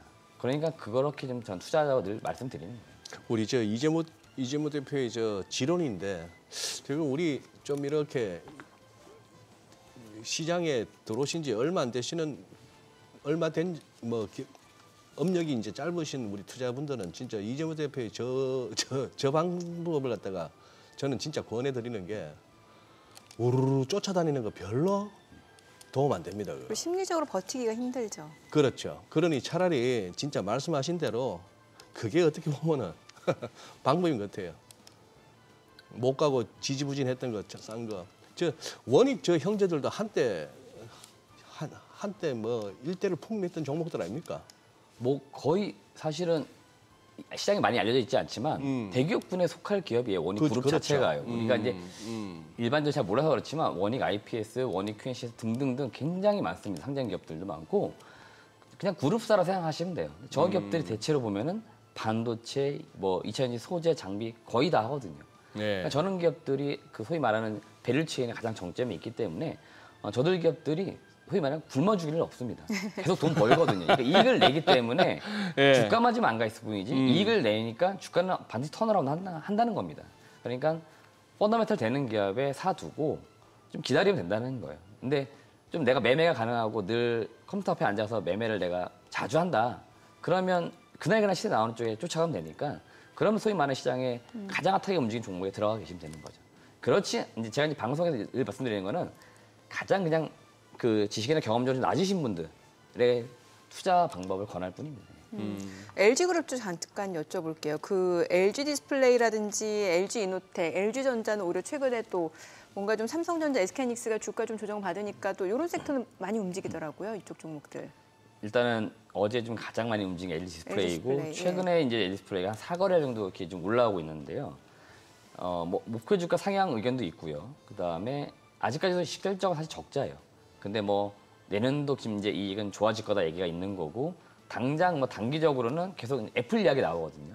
그러니까 애플이 지금 뭐 신제품도 나올 거고 애플이 뭐 태블릿, 노트북 뭐 등등 얘기를 하는데 LED 디스플레이가 지금 생각보다는 그 삼성 디스플레이 점유율도 많이 가져오고 있습니다. 그래서 LED 디스플레이가 앞으로 좀 좋아질 거다는 이야기 있어서 주가 최근 올라가고 있고요. 개인적으로 LED 디스플레이는 좀 지금 잘 돼야 돼요. 그다음에 이익을 벌어야 되는 이유가 뭐냐면은 이미 LED 디스플레이는 중국의 BOE에게 지금 뒤처지기 시작을 했습니다. 그러니까 삼성 디스플레이 다음에 LED 디스플레이, 중국 BOE 이렇게 갔는데 네. 삼성 디스플레이 다음에 지금은 BOE로 가고 있습니다. 투자 속도가요. 그러니까 LED 디스플레이가 지금 돈이 없어요. 그래서 돈을 벌어야 되는 거고 자금 조달을 좀 해야 됩니다. 근데 지금 최근에 나왔던 얘기 중에 하나 뭐냐면 이익이 지금 들어올 거라서 자금 조달은 잘하면 안 할 수도 있겠다. 그러니까 유증이든 뭐든 할 수 있었는데 안 할 수 있다 그러면 일단은 악재가 사라지는 거잖아요. 예. 그러니까 그런 것도 좀 일부 좀 반영되는 것 같고 결국 LED 디스플레이는 이제 8세대 투자를 할 겁니다. 안 하면은 이제는 시장이 도태가 돼버려요. 밀려버립니다. 그렇기 때문에 반드시 투자는 나올 거고 그 이제 투자 기대감도 일부 좀 주가가 약간 그 반영이 되고 있는 것 같습니다. 네. 자, 지금 시각 8시 52분 향해 갑니다. 오늘 양시장 호가 상황 체크해 보겠습니다. 먼저 코스피 예상 시결지수부터 확인해 보죠. 오늘 0.3% 하락이 예상되고요. 예상 시결지수는 2,755포인트입니다. 코스닥 0.79% 하락 출발 예상되고요. 예상 시결지수는 834포인트입니다. 시가총액 상위 종목 예상 체결가 보겠습니다. 삼성전자 오늘 1% 상승 예상됩니다. 지금 호가는 81,600원. SK하이닉스가 5.6% 약세가 예상됩니다. 아무래도 엔비디아 주가 최근에 사흘 연속 또 하락하면서 12% 넘게 조정을 받은 데 따른 영향으로 좀 해석해 볼 수 있을 것 같은데요. 지금 호가는 21만 원으로 집계가 됩니다. LG에너지솔루션 0.3% 소폭 내림세가 예상되고요. 현대차 1% 하락 예상됩니다. 호가는 27만 7,500원. 삼성전자 우선주 보합 출발 예상되고 있고요. 기아가 지금 강보합 출발 예상됩니다. 호가는 12만 8,400원. 그리고 삼성바이오로직스가 0.8% 상승 예상되고요. 예상 체결가는 74만 원이죠. 셀트리온 보합 출발 예상됩니다. KB금융이 0.6% 하락 예상되고요. 호가는 7만 9,500원. 포스코홀딩스가 소폭 내림세가 예상됩니다. 약보합 예상되죠. 예상 체결가 36만 5천 원으로 집계가 되고 있습니다. 코스닥 시가총액 상위 종목 예상 체결가 보겠습니다. 에코프로비엠 오늘 강보합권 예상이 됩니다. 지금 호가는 18만 2,200원, 알테오젠 보합 예상되고요. 에코프로 소폭 하락 예상됩니다. 예상 체결가 9만 900원. HLB 소폭 내림세 예상되고요. 지금 호가 6만 5,800원이고 엔캠이 5% 약세가 예상됩니다. 호가에서는 22만 4천 원. 그리고 HPSP가 0.3% 하락 예상되고요. 호가 4만 원이고 리노공업 4.6% 하락이 예상됩니다. 예상 체결가 23만 4천 원. 셀트리온제약 소폭 내림세가 예상되고요. 삼천당제약은 0.8% 지금 호가에서는 상승할 걸로 보여집니다. 14만 5,900원, 클래시스는 보합이 예상되고 있습니다. 자, 오늘장에서 이제 반도체주 섹터의 그 주가 흐름 좀 보셔야 될 것 같고 조선주라든지 해운주 어제 흐름 좋았는데 오늘도 지금 호가 흐름은 괜찮아 보입니다. 지금 HD 한국조선해양이 0.8% 상승 예상되고요. 하나오션도 0.9% 올라갈 걸로 보이고 HD 현대미포가 1.9% 상승 예상됩니다. 그리고 HD 현대중공업도 소폭 상승 예상되고요. 지금 삼성중공업은 좀 내림세가 예상이 됩니다만 전반적으로 조선주의 상승이 좀 예상되고 해운주 내에서는 대한해운이 5% 상승이 예상됩니다. 지금 호가는 2,395원 그리고 HMM도 1% 상승 예상되고요. 흥하해운이 9% 넘게 급등할 걸로 보입니다. 호가는 2,745원. 펜오션도 2.8% 상승이 예상되고 있습니다. 오늘 조선주, 해운주들 상승이 좀 예상되고 또 일부 제약바이오 섹터도 지금 오늘장에서는 반등을 시도할 걸로 보여집니다. 자, 이제 개장까지 5분여가량 남았습니다. 일단 뭐 시장 전체적으로 코스피 같은 경우는 크게 빠지기보다는 좀 섹터별로 순환매가 좀 예상이 되긴 하네요. 그러네요. 예. 네. 근데 뭐 요즘 들어서는 이제 일단 뭐 살펴는 봅니다만 동시효과 때 저게 이제 잘 그거 안 하니까. 그리고 그렇죠. 또 개장하고 나서 한 9시에서 한 3, 40분까지의 흐름하고 또 그 이후 흐름도 또 요즘 틀리는 게 요즘 들어서 부쩍 그 특징적인 움직임이더라고요. 저는 개인적으로 이재무 대표님 개장 전에 한번 우리 이 대표님 한번 찍어보시죠. 저 33 삼양식품하고 삼천당제약 요즘 들어서 굉장히 이렇게 자주 그거 했던데. 삼천당은 어제 이제 좀 약간 차익 실현 나오는 모습이고 삼양식품은 잘 버티고 있고 한데 요 삼들 삼듀엣. 일단 삼양식품은 네. 뭐 시장에서 그때 한 번 말씀드린 것 같은데 한 5.5조 얘기했었거든요. 지금 이제 5.5조 예, 시총? 예, 네, 지금 얼추 5조 이상 왔으니까 5조까지 왔어요. 시장에서 불어넣은 가격까지 온 거죠. 예, 그래서 이제 올라가는 속도가 사실 좀 다르잖아요, 이제. 예. 한참 달릴 때 하고 지금 속도 가긴 가는데 속도를 약간 줄였지 않았습니까? 올라가는 속도가. 그래서 더 갈 수도 있겠지만 예. 일단은 뭐 올라온 만큼 꽤 올라온 것 같고요. 그래서 어느 정도 네네. 1차 목표까지는 네네네. 왔다 네네. 이렇게 보시는구나. 예. 그다음에 삼천당 제약 같은 경우는 좀 더 저는 올라갈 여지는 있다라고 봅니다. 올라갈 여지가 있다. 삼천당 제약이 뭐 그 제가 이제 개인적으로 2019년 탐방 갔을 때 그 네. 아이들리아 이제 바이오 시밀러 이야기 네. 그게 19년도에 사실 코로나 전이죠. 예. 그때 나온 얘기예요? 네, 임상 3 그때도 이미 임상 3 이상까지 끝났고 3상을 이제 들어가려고 했던 건데 중간에 코로나가 생기고 이러니까 사실은 뭐 이 임상이 쉽지 않았잖아요. 사람을 모집하는 자체가 쉽지 않은 거니까. 예. 그러니까 시간이 많이 밀렸지만 지나고 보니까 결과는 만들어내고 있거든요. 그러니까 그 당시 이야기한 게 19년도 얘기한 3상 들어간다는 게 결과도 나왔고 뭐 고객에서 확보한다고 했는데 그게 계속 조금씩 나오고 있는 거거든요. 그래서 계속 뭐 루머는 뭐 좋은 게 나오고 안 나온 게 뭐 계속 나오고 있지만 지나고 보니까 그래도 회사 얘기한 대로 가고는 있어요. 그러니까 이런 회사는 그래도 좀 제가 말씀드리지만 IR이나 미팅했을 때 믿을 만한 기업이라는 거죠. 그래서 지금 사업은 비교적 잘 되고 있기 때문에 향후 이제 들어올 돈을 생각하면 좀 더 갈 여지가 있다라고 보고 있습니다. 그래서 삼천단 제약은 좀 더 올라갈 것 같아요. 갈 때 가더라도 좀 조정받고 가야 되는 위치 아닌가요? 혹시나? 그렇죠. 주가 흐름을 봤을 때. 네. 그래야 또 사겠다고 기다렸던 분이 그러니까. 좀 기회를 기회가 오는 잡는 거고. 거죠. 예. 그러려고 떨어지는 거니까요. 기회 줄 때 잘 사시는 거고요. 예. 예. 너무 또 슬퍼할 필요 없습니다. 또 간다라고 믿음을 갖고 계시면 계속 잘 버티는 거예요. 진짜 버티기 힘든 게 떨어질 때는 다 버텨요. 물려 있으니까. 예. 올라갈 때 잘 버텨야 됩니다. 그 맞는 예, 말이네요. 저는 올라갈 때 팔고 싶어지죠. 그 연습을 혼자 엄청 했습니다. 그리고 이제 개인적으로 2019년부터 이제 두세 번 시도해봤는데 쉽지 않지만 더 기다리다가 꼬꾸라진 것도 있어요. 막 제가 2배, 3배 가겠다. 욕심을 덜 냈어야 되는데 개인적으로 100%, 150% 갔는데 더 낸 거죠. 그러고 익절한 것도 많습니다.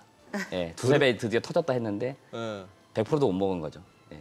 근데 제 계좌는 100% 수익이 맞습니다. 그래도 무슨 손실 보고 나오진 않았었어요. 절대 저는 손해보는 장사 안 하기 때문에 쌀 때 사놨고 기다리는 거죠. 다만 이제 제 개인 욕심에 네. 좀 그 더 이제 욕심 부리다가 이제 개인적으로는 실패했다 생각하지만 올라갈 때 그래도 나름 버티는 연습을 한 거죠. 케이스 바이 케이스입니다만 지금은 이제 욕심 더 내다가 이렇게 좀 소위 말해서 덜 먹은 케이스지만 네네.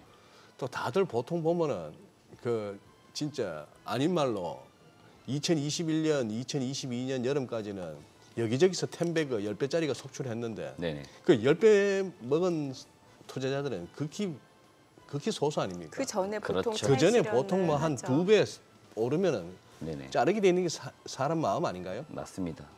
그래서 안 보는 게 제일 좋죠, 사실은. 네. 팔고 나면 안 보는 거? 아니요, 사놓고 안 보는 거. 사놓고 안 보는 저 거? 같은 경우도 사실 보면은 밖에 돌아다니는 시간이 많아요. 예. 그러니까 장 못 볼 때가 많거든요. 컴퓨터 안 킬 때도 많고. 그러니까 일부러 그런 것도 있습니다. 탐방 계속 다니면은 자연스럽게 HCS를 안 키게 돼요. 그럼 안 보게 되거든요. 그럼 이제 올라가고 있으면 이제 땡큐 하면서 기다려 주는 거죠. 그게 근데 힘들다는 겁니다. 투자할 때. 그러니까 연습이 좀 필요하긴 합니다. 그래서 저도 이제 계속 그거를 앞으로도 할 거고 이제 여러분들한테 이제 권해드리는 거예요, 사실. 팔고 나서 올라가는 거 봐도 사실 배 아프고요.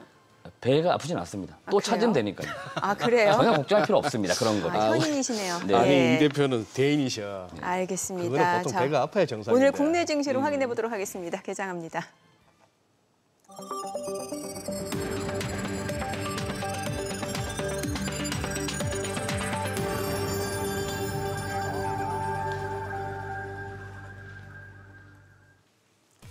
네, 6월 25일 화요일 국내 증시 개장했습니다. 간밤 뉴욕 증시 약간 분위기가 좀 바뀌는 것 같습니다. 기술주들이 좀 조정을 받고 있습니다. 아무래도 그동안 또 많이 올라왔기 때문에 쉬어갈 수 있는 구간이기도 하죠. 엔비디아가 사흘 연속 주가 12% 넘게 떨어지는 상황이었고 전반적으로 투자 심리도 이제 기술주에 대해서는 차익 실현 욕구가 조금 더 세지는 것 같습니다. 어제 국내 증시 쪽에서도 이제 반도체주들이 약세를 나타내면서 시장 자체가 좀 힘을 쓰지 못하는 상황이었는데 오늘장 주요 반도체주들 행보 좀 눈여겨보셔야 될 것 같습니다. 일단 출발 지수부터 좀 확인해 보겠습니다. 코스피는 지금 강보합권으로 2,768포인트, 그래도 좀 잘 버텨주고 있는 상황이고요. 코스닥도 역시 마찬가지로 약보합권이네요. 839포인트입니다. 일단은 좀 조정이 나오면서 지금 저가 매수세가 좀 유입되고 있는 것으로 보여지는데요. 시가총액 상위 종목 시초가 보겠습니다. 삼성전자가 지금 보합으로 86,600원이고요. SK하이닉스는 3% 약세입니다. 216,000원. 그리고 LG에너지솔루션은 0.9% 올라갑니다. 334,000원이고요.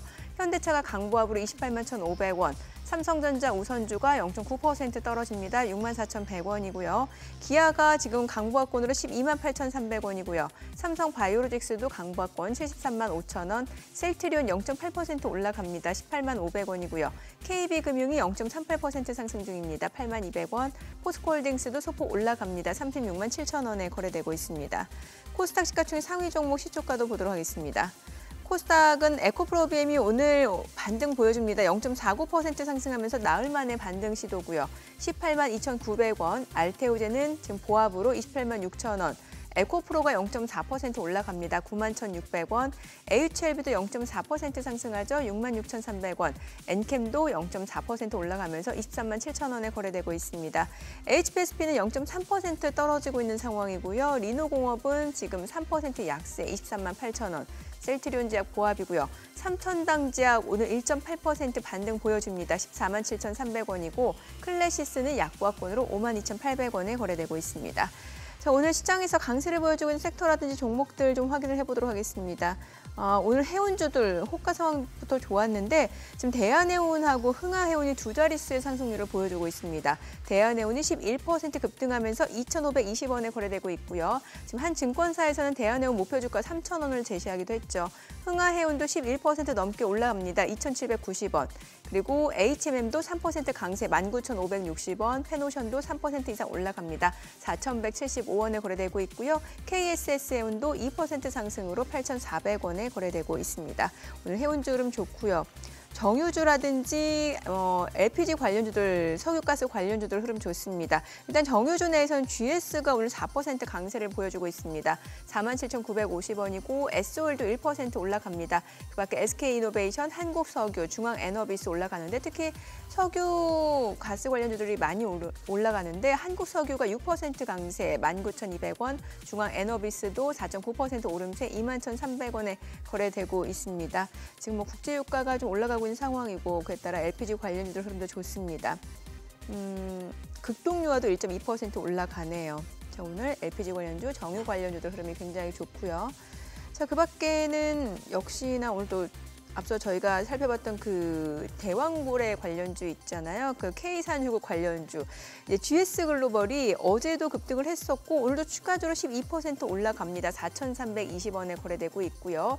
그리고 포스코 인터내셔널은 오늘 좀 소폭 조정받고 있습니다. 차익 실현 물량들이 나오면서 약보합권 흐름 이어지고 있고 그밖에 LX 인터내셔널, STX가 2%에서 1% 강세 보여주고 있습니다. 오늘 종합상사 관련주들 같은 경우는 이제 이런 또 테마 쪽으로 엮이면서 일부 종목들의 상승세가 이어지고 있다라고 보시면 될 것 같고요. 의료 AI 관련주들 흐름도 좋습니다. 지금 라이프 시멘틱스가 14% 급등합니다. 1,870원에 거래되고 있고요. JLK도 올라갑니다. 지금 9% 강세로 17,520원. 기존의 이제 의료 AI 관련주 뷰노나 루닉 같은 경우는 상승폭이 그렇게 크지는 않습니다만 그래도 오늘장에서 각각 0.2%에서 0.7% 오름세가 이어지고 있고요. 젠큐릭스가 8% 강세입니다. 2,995원이고요. 소니드도 2% 올라갑니다. 모아데이터도 1.3% 상승 보여주고 있습니다. 오늘 의료 AI 관련주들 상승세가 이어지고 있고요. 자율주행차 흐름도 좋습니다. 자율주행차 내에서는 SOS랩이 오늘 신규 상장 종목이라서 그러네요. 이게 신규 상장 종목이다 보니까 오늘 60% 이상 급등을 하면서 이제 자율주행 섹터로 엮이면서 이런 섹터 내에서 종목들 동반 강세가 좀 이어지고 있는 상황입니다. 지금 보시게 되면 이제 그리드 위즈도 최근에 상장한 종목이고 한중 NCS도 최근에 상장한 종목인데 오늘 12% 올라가네요. 37,450원에 거래되고 있습니다. 지금 시각 9시 5분 지나갑니다. 오늘 뭐 자동차론도 좋아요. 부품주도 마찬가지고요. 특히 부품주 내에서는 HL만도, 한원시스템이 각각 3%에서 2% 올라가고요. 현대모비스도 2% 상승 보여줍니다. 화신도 오늘 2% 올라가네요. 13,880원에 거래되고 있습니다. 지금 시각 9시 5분 지나갑니다. 수급 상황 좀 체크해 보도록 하겠습니다. 오늘 유가증권 시장에서는 금융투자 연기금을 중심으로 매수세가 들어옵니다. 기관이 850억 원 순매수고요. 개인과 외국인은 각각 808억 원, 65억 원 매도 우입니다. 코스닥에서는 개인과 외국인이 삽니다. 각각 323억 원, 21억 원 순매수, 기관은 149억 원 매도 우이고요. 오늘 선물 시장에서 외국인이 좀 삽니다. 1,167개 지금 순매수를 보여주고 있습니다. 자, 오늘 서울 외환시장 개장 상황 보도록 하겠습니다. 달러 환율 좀 볼게요. 오늘은 1원 80전 하락한 1,387원 20전에 개장이 됐습니다.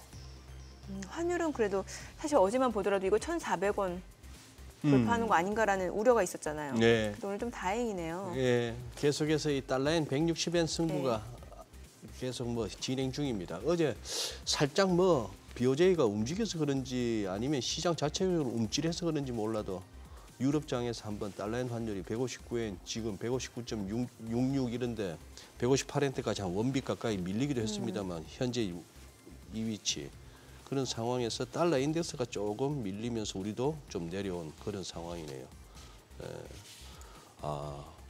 야 이렇게 되면 미국 장도 오르겠는데 오히려 오늘... 미국 사람들이 아침에 눈 뜨면 코스피 안 봅니까 요새? 그래 된 지 오래된 것 같던데. 한 며칠 지수 빠졌으니까 바깥에서 뭐 우군이 없나 싶다가 한국 올라서 하면서 갈 수도 있겠네요. 말난 김에 이거 외국인 지금 금년 들어서 외국인들이 국내에서 그 비중이 소위 말하는 외국인 지분율이 어떻게 더 올라갔습니까? 내려갔습니까? 소위 말해서 팔았나요? 샀나요? 많이 샀죠. 많이 샀다. 네, 많이 금년 샀죠. 들어서. 네네. 그리고 다 아시겠지만 반도체, 그다음 네. 자동차 예. 이런 거 소위 말하면 우리나라 이제 우량주 많이 샀고요. 지금도 뭐 계속 매도가 이제 왔다 갔다 하지만 여전히 지금 그러네. 많이 산 편이죠. 그래서 저 화면 보니까 진짜 막 꾸준히 샀네요. 네. 우리가 느낄 때는 상대적으로 이렇게 덜 오른 것 같고 그렇긴 해도 예. 사기는 많이 샀습니다. 그러니까 외국인들이 저도 뭐 사실 들은 얘기지만 아주 쉽게 생각한답니다. 한국 그 굉장히 작은 나라에 그럼 뭘 사야 돼 그러면은 반도체나 자동차 이게 10년 전에 들은 얘기지만 결국에 삼성전자, 하이닉스를 지금 사고 있는 거고요. 지금 저 흐름이 만약에 반도체하고 자동차 중심으로 산 지분율 상승이라면 수익도 쏠쏠하겠는데요. 그렇죠. 외국인들 입장에서는. 그리고 이게 찐 외국인이라는 거죠. 이게 무슨 얘기냐면 찐. 장기 투자 성향의 자금들이 들어와서 천천히 사서 아. 천천히 나갈 거기 때문에 어차피 한 번에 다 못 팔 거란 말이에요. 그러니까 지금 제가 왜 지수 예. 더 갈 거고 삼성 하이닉스 더 갈 거고 현대 기아가 더 갈 수 있다 얘기 드렸냐면 네. 결국 사는 사람들이 아직 안 팔고 있거든요. 그리고 좀 더 사는 분위기고 그러니까 좀 더 산다 그러면 사실 더 갈 수 있는 거고요. 저 종목들이 올라간다는 얘기는 지수도 금방 가는 거죠. 그러니까 지금 뭐 시장이 쉽게 밀리거나 그럴 건 아니다라고 말씀드리는 거고 서서히 언젠가 이제 비중을 이제 줄이기 시작할 겁니다. 한국에 대한 비중을. 그때 이제 저 종목들을 고민하시면 되는 거죠. 사실. 앞서 기업 탐방 다녀오신 곳이 반도체 쪽이라고 하셨죠? 네, 맞습니다. 예, 어디 다녀오셨나요? GMBS 에코라고 하는 기업이고요. 예. 제가 이제 과거 그 올해 유니셈 그다음에 GST를 이제 갔다 왔는데 다 스크러버라는 장비를 만드는 업체예요. 그래서 제가 이 세 개 업체를 조금 비교 좀 해보고 싶어서 사실 세 개를 다 갔다 왔어요. 예. 예, 그래서 제가 이제 다 소개를 시켜드렸으니까 뭐 어떤 기업이 제일 좋다 이런 걸 떠나가지고 본인 투자 스타일에 맞는 기업을 사시면 되는 거고 각각의 신규 사업 진행하기 또 달라요. 그러니까 그 신규 사업의 성장성을 어디 쪽에 두고 볼 거냐 예. 판단하시면 되는 거고요. GMBS 에코가 아마 제가 스크러버 장비 업체 상장 기업 중에 이제 마지막에 될 것 같아요. 그래서 소개를 드리는데 동선 2005년 설립됐고 2021년도 코스닥 시장에 상장한 기업이고요. 이 회사는 무폐수 스크러버라는 장비를 이제 거의 전 세계 혼자 개발했다고 보시면 될 것 같아요. 이것도 스토리가 있는데요. SK하이닉스가 이제 공청회를 열었습니다. 그래서 우리가 향후 이런 장비가 필요한데 누가 만들어줄 수 있겠냐, 누가 개발 한번 해볼 거냐 했을 때 유니셈, 그다음 GMB 에세코가 하겠다고 했습니다. 그 실제로 개발을 끝냈고 유니셈은 뭐 다른 그 스크러버 쪽에도 여러 장비가 있기 때문에 그쪽에 더 좀 집중을 해서 지금 안 만든다라고 해요. 거의 독점적으로 GMB 에세코가 향후 SK하이닉스가 이제 투자한다 그럴 경우에 저 무폐수 스크럽을 납품할 것 같습니다. 그렇기 때문에 상당히 좋게 지금 보고 있는 거고요. 무폐수는 아주 간단하네요. 보통 우리가 그 반도체 내용 걸 때 폐수가 발생되잖아요. 네네. 저는 말 그대로 물을 사용하지 않습니다. 그래서 무폐수예요. 그래서 물을 사용하지 않기 때문에 무폐수 스크러버다라고 부르는 거고요. 스크러버가 뭐 기본적으로 이제 반도체나 디스플레이, 태양광 이런 거는 그 제품을 만들어낼 때 예. 유해 가스가 발생되죠. 가스가. 그거를 제거해 주는 겁니다. 그래서 그걸 제거하는데 저 네모난 저 냉장고 같은 장비인데 네. 외관상 봤을 때는 그 아래 새까맣게 고체로 쌓인다라고 해요. 그러니까 기체를 빨아 들어가지고 쭉 예. 이제 이게 고체화 시켜서 예. 저 안에는 이제 교환을 하는 거죠. 계속 바꿔주는 거죠. 예, 그렇게 이제 쓰이는 장비라고 보시면 될 것 같아요. 그래서 유해가스를 제거해주는 장비고 지금 주요 고객사는 SK하이닉스, 그다음에 해외로 좀 시장을 넓히면은 지금 중국, 그다음에 인도, 미국 시장 가고 있는데 이 장비가 태양광 이제 셀 만들 때도 들어가요. 그래요. 그러니까 지금 중국이나 인도 이런 쪽은 태양광 이제 스크러버라고 부르는데 실제로 태양광 만들어진 쪽에 들어가면 태양광 스크러버 부르는 거고 반도체가 만들어진 쪽에 들어가면 반도체 스크러버 부르는 겁니다. 그러니까 원리는 똑같아요. 그러니까 기능 자체는 똑같기 때문에 그쪽에서 지금 뭔가 수요가 많다라고 보시면 되겠고 미국 같은 경우에는 국내 하나 솔루션, 하나 큐셀 뭐 같은 기업이죠. 그래서 현대에너지 솔루션 이런 쪽에 지금 투자가 이루어지면서 그러니까 전방 시장이 투자가 이루어지면서 저 장비가 조금씩 더 들어가고 있는 겁니다. 그러니까 최근에도 지금 공시된 게 작년에 그러니까 수주 받은 거 납품했다 이런 뉴스가 나오고 있는 거예요. 그렇기 때문에 지금 반도체, 태양광 쪽에서 동사하는 장비가 지금 잘 팔리고 있다라고 보시면 되는 거고요. 신규 사업으로 2차 전지 그 배터리 충전소하고 이제 교환소 최근에 배터리 교환하는 것도 생기고 있잖아요. 그러니까 일종의 내연 계열로 치면 주유소 생각하시면 돼요. 주유소 옆에 요새 보면 편의점도 있고 하잖아요. 그러니까 복합 편의 시설이 있는 건데 동사가 그거를 지금 에너지 멀티플렉스라고 부르고 있습니다. 그래서 지금 남양주시에 1호점을 가지고 있고 최근에 2호점을 일산 쪽에 내려고 하고 있습니다. 그러니까 이쪽은 향후 전기차 시장이 커질 거라 생각하기 때문에 배터리 충전소, 교환소 요걸 이제 신규 사업을 좀 해보려고 하고 있는 겁니다. 그래서 지금 상당히 성장성을 거기에 두고 있다라고 보시면 되겠고 올해 실적은 매출액 한 1,000억, 영업이익 한 200억 정도 나올 거라고 이야기를 하고 있습니다. 지금 시가총액 1,600억이니까 대략 영업이익 기준 PER은 8배 정도 되겠죠. 그래서 지금 장비군 중에 이렇게 싼 기업들이 많으니까 제가 앞서 말씀드렸지만 싼 기업을 사두자는 겁니다. 사두고 기다리면 된다는 거고요. GMB 에스코가 시장에서는 아마 매출액 1,300억 이상 나온다라고 하는데 시장에서 추정되고 있는 매출액 1,300억은 올해 달성하기 어렵다고 이야기했습니다. 제가 탐방한 시점에 5월인데요. 그래서 올해 한 1,000억 정도 매출에 영업이익 200억 정도만 그냥 기대하자 이렇게 말씀을 드립니다.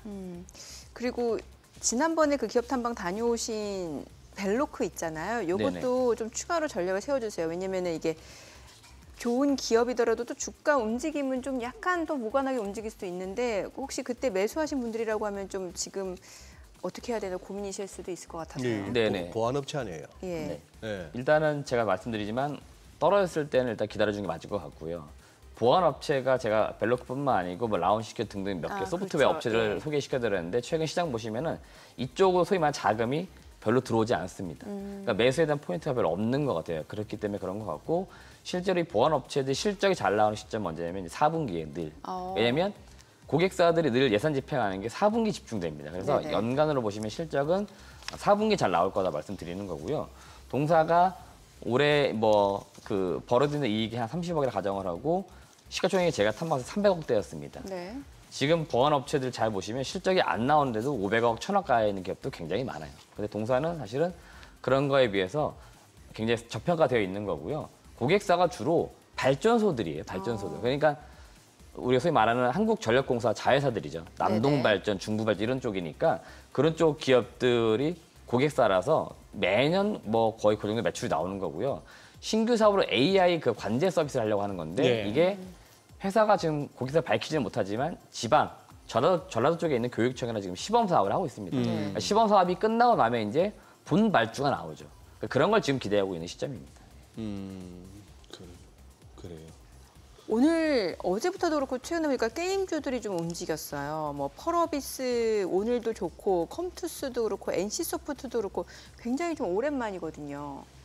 네, 일단 뭐 게임주 상승이 좀 반갑죠. 어떻게 보면은 역시 시장에 소외되어 있는데 네. 지금 게임주들이 그렇게 많이 가거나 그럴 건 아니라고 좀 보고 있고요.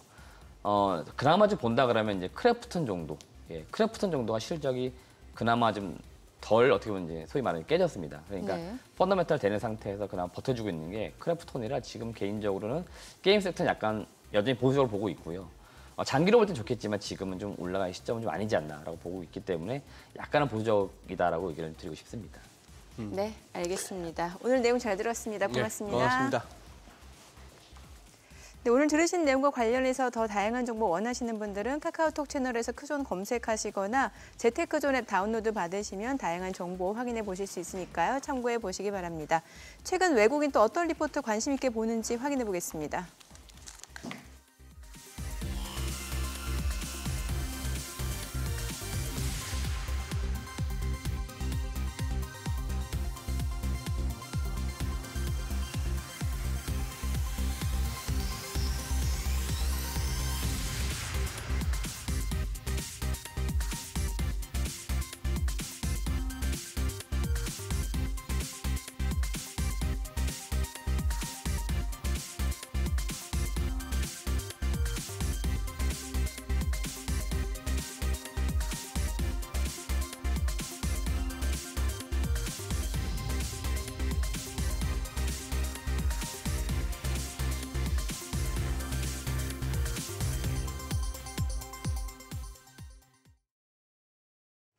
우리 시장 3거래일 만에 반등합니다.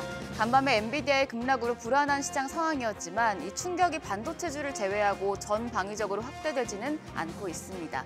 현재 코스피가 0.24% 상승하며 2,771선 지나가고 있고요. 코스닥도 0.22% 플러스권입니다. 843선에서 전개되고 있습니다. 수급 상황 보시죠.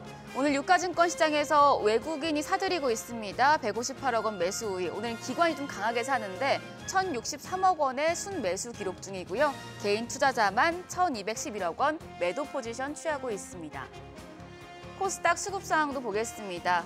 코스닥 시장에서는 개인이 340억 원, 외국인이 107억 원 사자 포지션 취하고 있고 기관만 194억 원 매도 우위 기록 중입니다.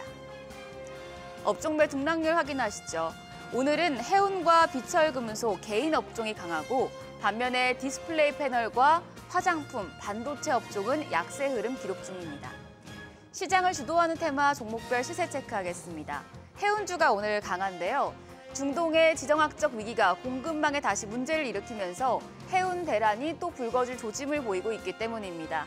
해운주에서는 STX 그린로지스가 상한가에 거의 가까이 다가가고 있습니다. 25.8% 급등하면서 13,790원 선에서 거래가 되고 있고요. 대한해운도 11.23% 올라갑니다. 2,530원. 흥하해운이 9.2% 상승하며 2,730원 선에서 거래가 되고 있고요. 페노션이 3.72% 플러스권으로 4,180원, HMM 4.21% 올라갑니다. 현재 거래가 19,780원으로 집계되고 있습니다.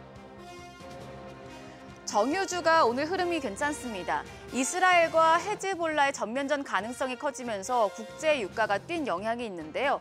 특히 GS 같은 경우에는 지난주 대왕고래 프로젝트 전략회의에 GS 에너지가 참석했다는 소식에 강한 흐름 기록 중입니다. 3.05% 올라가면서 47,300원 선에서 거래되고 있고요. SK이노베이션이 0.46% 플러스권, S-오일도 0.45% 오름세 유지 중입니다. 의료 AI 관련주 상승세 보이고 있습니다. 라이프 시멘틱스가 지금 상한가 경신했습니다. 피부암 영상 검출 진단 보조 AI 솔루션과 모발 밀도 분석 AI 솔루션 같은 의료 AI 솔루션 2종에 식약처 허가를 획득했다는 소식에 오늘장에서 급등을 하면서 2,115원이었고요. 젠큐릭스도 9.64% 올라가면서 3,015원에 거래되고 있습니다. 그 밖에 JLK가 3.68% 상승 흐름, 소니드도 10.86% 급등하면서 1,542원 선 집계되고 있고요. 파로스 아이바이오가 2% 가까이 올라갑니다. 거래가는 11,440원입니다. 마지막으로 개인주도 흐름이 좋습니다. NC소프트가 지금 2개의 사업 부문을 물적 분할한다는 소식이 나왔고 이 소식에 4.7% 올라갑니다. 거래가 19만 800원. 펄어비스 같은 경우에는 붉은 사막 기대감이 높게 유지되면서 주가가 상승 곡선을 그릴 수 있다는 증권사 보고서가 나왔고요. 이 소식에 3.16% 상승하면서 4만 5,700원 선에서 거래되고 있습니다. 그 밖에 골프존이 2% 가까이 상승하며 7만 8천 원. 컴투스가 2.02% 올라 37,800원으로 집계되고 있고요. 네오위즈도 1.7% 오름세입니다. 2만 900원 선에서 거래되고 있습니다. 오늘 시장 분위기 굉장히 양호한데요. 오늘 장에서 눈여겨볼 업종 어떤 게 있을지 시장 대응 전략까지 알아보겠습니다. 오늘은 크라우드에셋 이영진 전문가 전화 연결돼 있습니다. 안녕하세요. 네, 안녕하십니까? 네, K방산이 글로벌 시장에서 잇따라 수주 잭팟을 터뜨리면서 주목을 받고 있습니다. 지금 주가가 많이 올랐고 여기에 더해서 추가 상승 여력이 있다는 분석이 나오고 있는데 전문가님께서는 어떻게 전망하시나요? 예, 우크라이나 러시아에 이어서 중동 분쟁이 장기화되면서 최근에는 이스라엘과 헤즈볼라 간의 전면전 가능성이 고조되고 있고요. 이렇듯 글로벌 신냉전 시대에서 K방산 기업들의 실적 성장이 뚜렷하게 증가하고 있는데요. 여기에 더해서 EU가 한국과 일본의 안보, 반산 분야에서 새 파트너십 체결을 검토한다는 소식, 그리고 방위 장비의 공동 연구 개발에 초점이 맞춰지면서 방산 섹터 수급이 지속적으로 유입되는 과정이겠습니다. 이렇듯 방산 섹터 입장에서 호재가 끊이지 않기 때문에 긍정적인 전망은 앞으로도 계속될 전망입니다. 네, 그러면 방산주 내에서도 눈여겨볼 종목 어떤 게 있을까요? 예, 최근에 이제 러시아와 북한이 군사 지원을 약속하는 협정에 정부에서도 이제 우크라이나에 대한 살상 무기 지원을 재검토한다는 소식으로 반발을 했었는데 이로 인해서 빅텍이라든지 스페코 그리고 풍산 같은 기업들이 재차 반등하는 등 변동성을 나타냈었고요. 그리고 수주 기대감이 부각되는 쪽에서는 한국항공우주가 최근 폴란드 국영자회사에 이제 파우공에 대한 후속 지원 협력 합의서를 체결한 소식과 다음 달에 7월에 파우공에 대한 20여 대를 페루에 수출하기 위해서 양해각서를 또 체결할 것이라는 소식이 나오면서 외인기관 매수세가 다시 유입되는 과정입니다. 그리고 파이버프로는 작년 말부터 올해까지 하나 에어로스페이스와 수차례 공급 계약을 체결한 소식이 공시가 되면서 급등 패턴이 기록됐었는데 최근에 각 사업년도 연결 당기순이익의 30% 수준을 현금 배당한다는 소식과 자사주를 취득한다는 소식이 들려오는 만큼 이제는 주주 환원 정책에도 신경 쓰는 기업이기 때문에 관심 있게 살펴보실 필요가 있겠습니다. 끝으로 코츠 테크놀로지는 싱글보드 컴퓨터 기반 방위산업 인베디드 시스템에 대한 전문 기업으로 해당 시스템에 대한 신규 생산시설 투자를 완료하고요. 이제 안정적인 양산 시스템을 확보했다는 소식을 토대로 해외 수출 및 그리고 양산 그리고 제품의 품질력 향상까지 준비를 모두 마쳤다는 평가가 나오는 만큼 LIGX1에 대한 청풍2라든지 현대로템에 대한 K2 전차 수출에 기여할 것으로 전망됩니다. 이렇듯 신냉전 시대에 걸맞는 성장주 요건에 부합되는 기업들을 관심 있게 살펴보셔야 되겠습니다. 네, 그리고 지금 시장이 우려했던 것과 다르게 지수 자체는 상승 흐름을 보이고 있는데요. 마지막으로 투자자분들을 위해서 대응 전략까지 세워주시죠. 네, 지수는 반등을 하고 있지만 현재 증시는 사실 이제 미증시의 엔비디아와 그리고 마이크론 하락이 부담으로 좀 작용을 하면서 반도체 섹터에서는 수급 부재가 지속되고 있고요. 그리고 또 달러 강세 기조가 쉽사리 꺾이지 않아서 국내 증시에 유입되는 외국인 투자 자금이 메말라 있는 상태입니다. 이럴 때 이제 지수 하락과 대비되는 풋 섹터에서도 수급이 집중되고는 하는데 특히 최근에 동해 유전 개발 회의에 참석한 기업들이라든지 폭염 무더위 관련주들 그리고 조선 해운 업종과 방위산업 업종이 최근 부각되고 있기 때문에 당분간은 이쪽 섹터로 조금 집중하실 필요가 있겠고요. 이번 주 후반에 있을 PCE 발표와 7월 지표를 확인하면서 피봇 기조를 재차 확인한 후에 반도체 기업에 대한 중심의 성장주를 재투자하시는 그런 방향으로 전략을 세우셔서 주요 기업들이 저밸류 국면에 위치했을 때 다음 성과를 도모하는 방법으로 어려운 증시를 슬기롭게 이겨내시기 바라겠습니다. 네, 알겠습니다. 오늘 말씀 고맙습니다. 지금까지 업종과 대응 전략 알아봤습니다.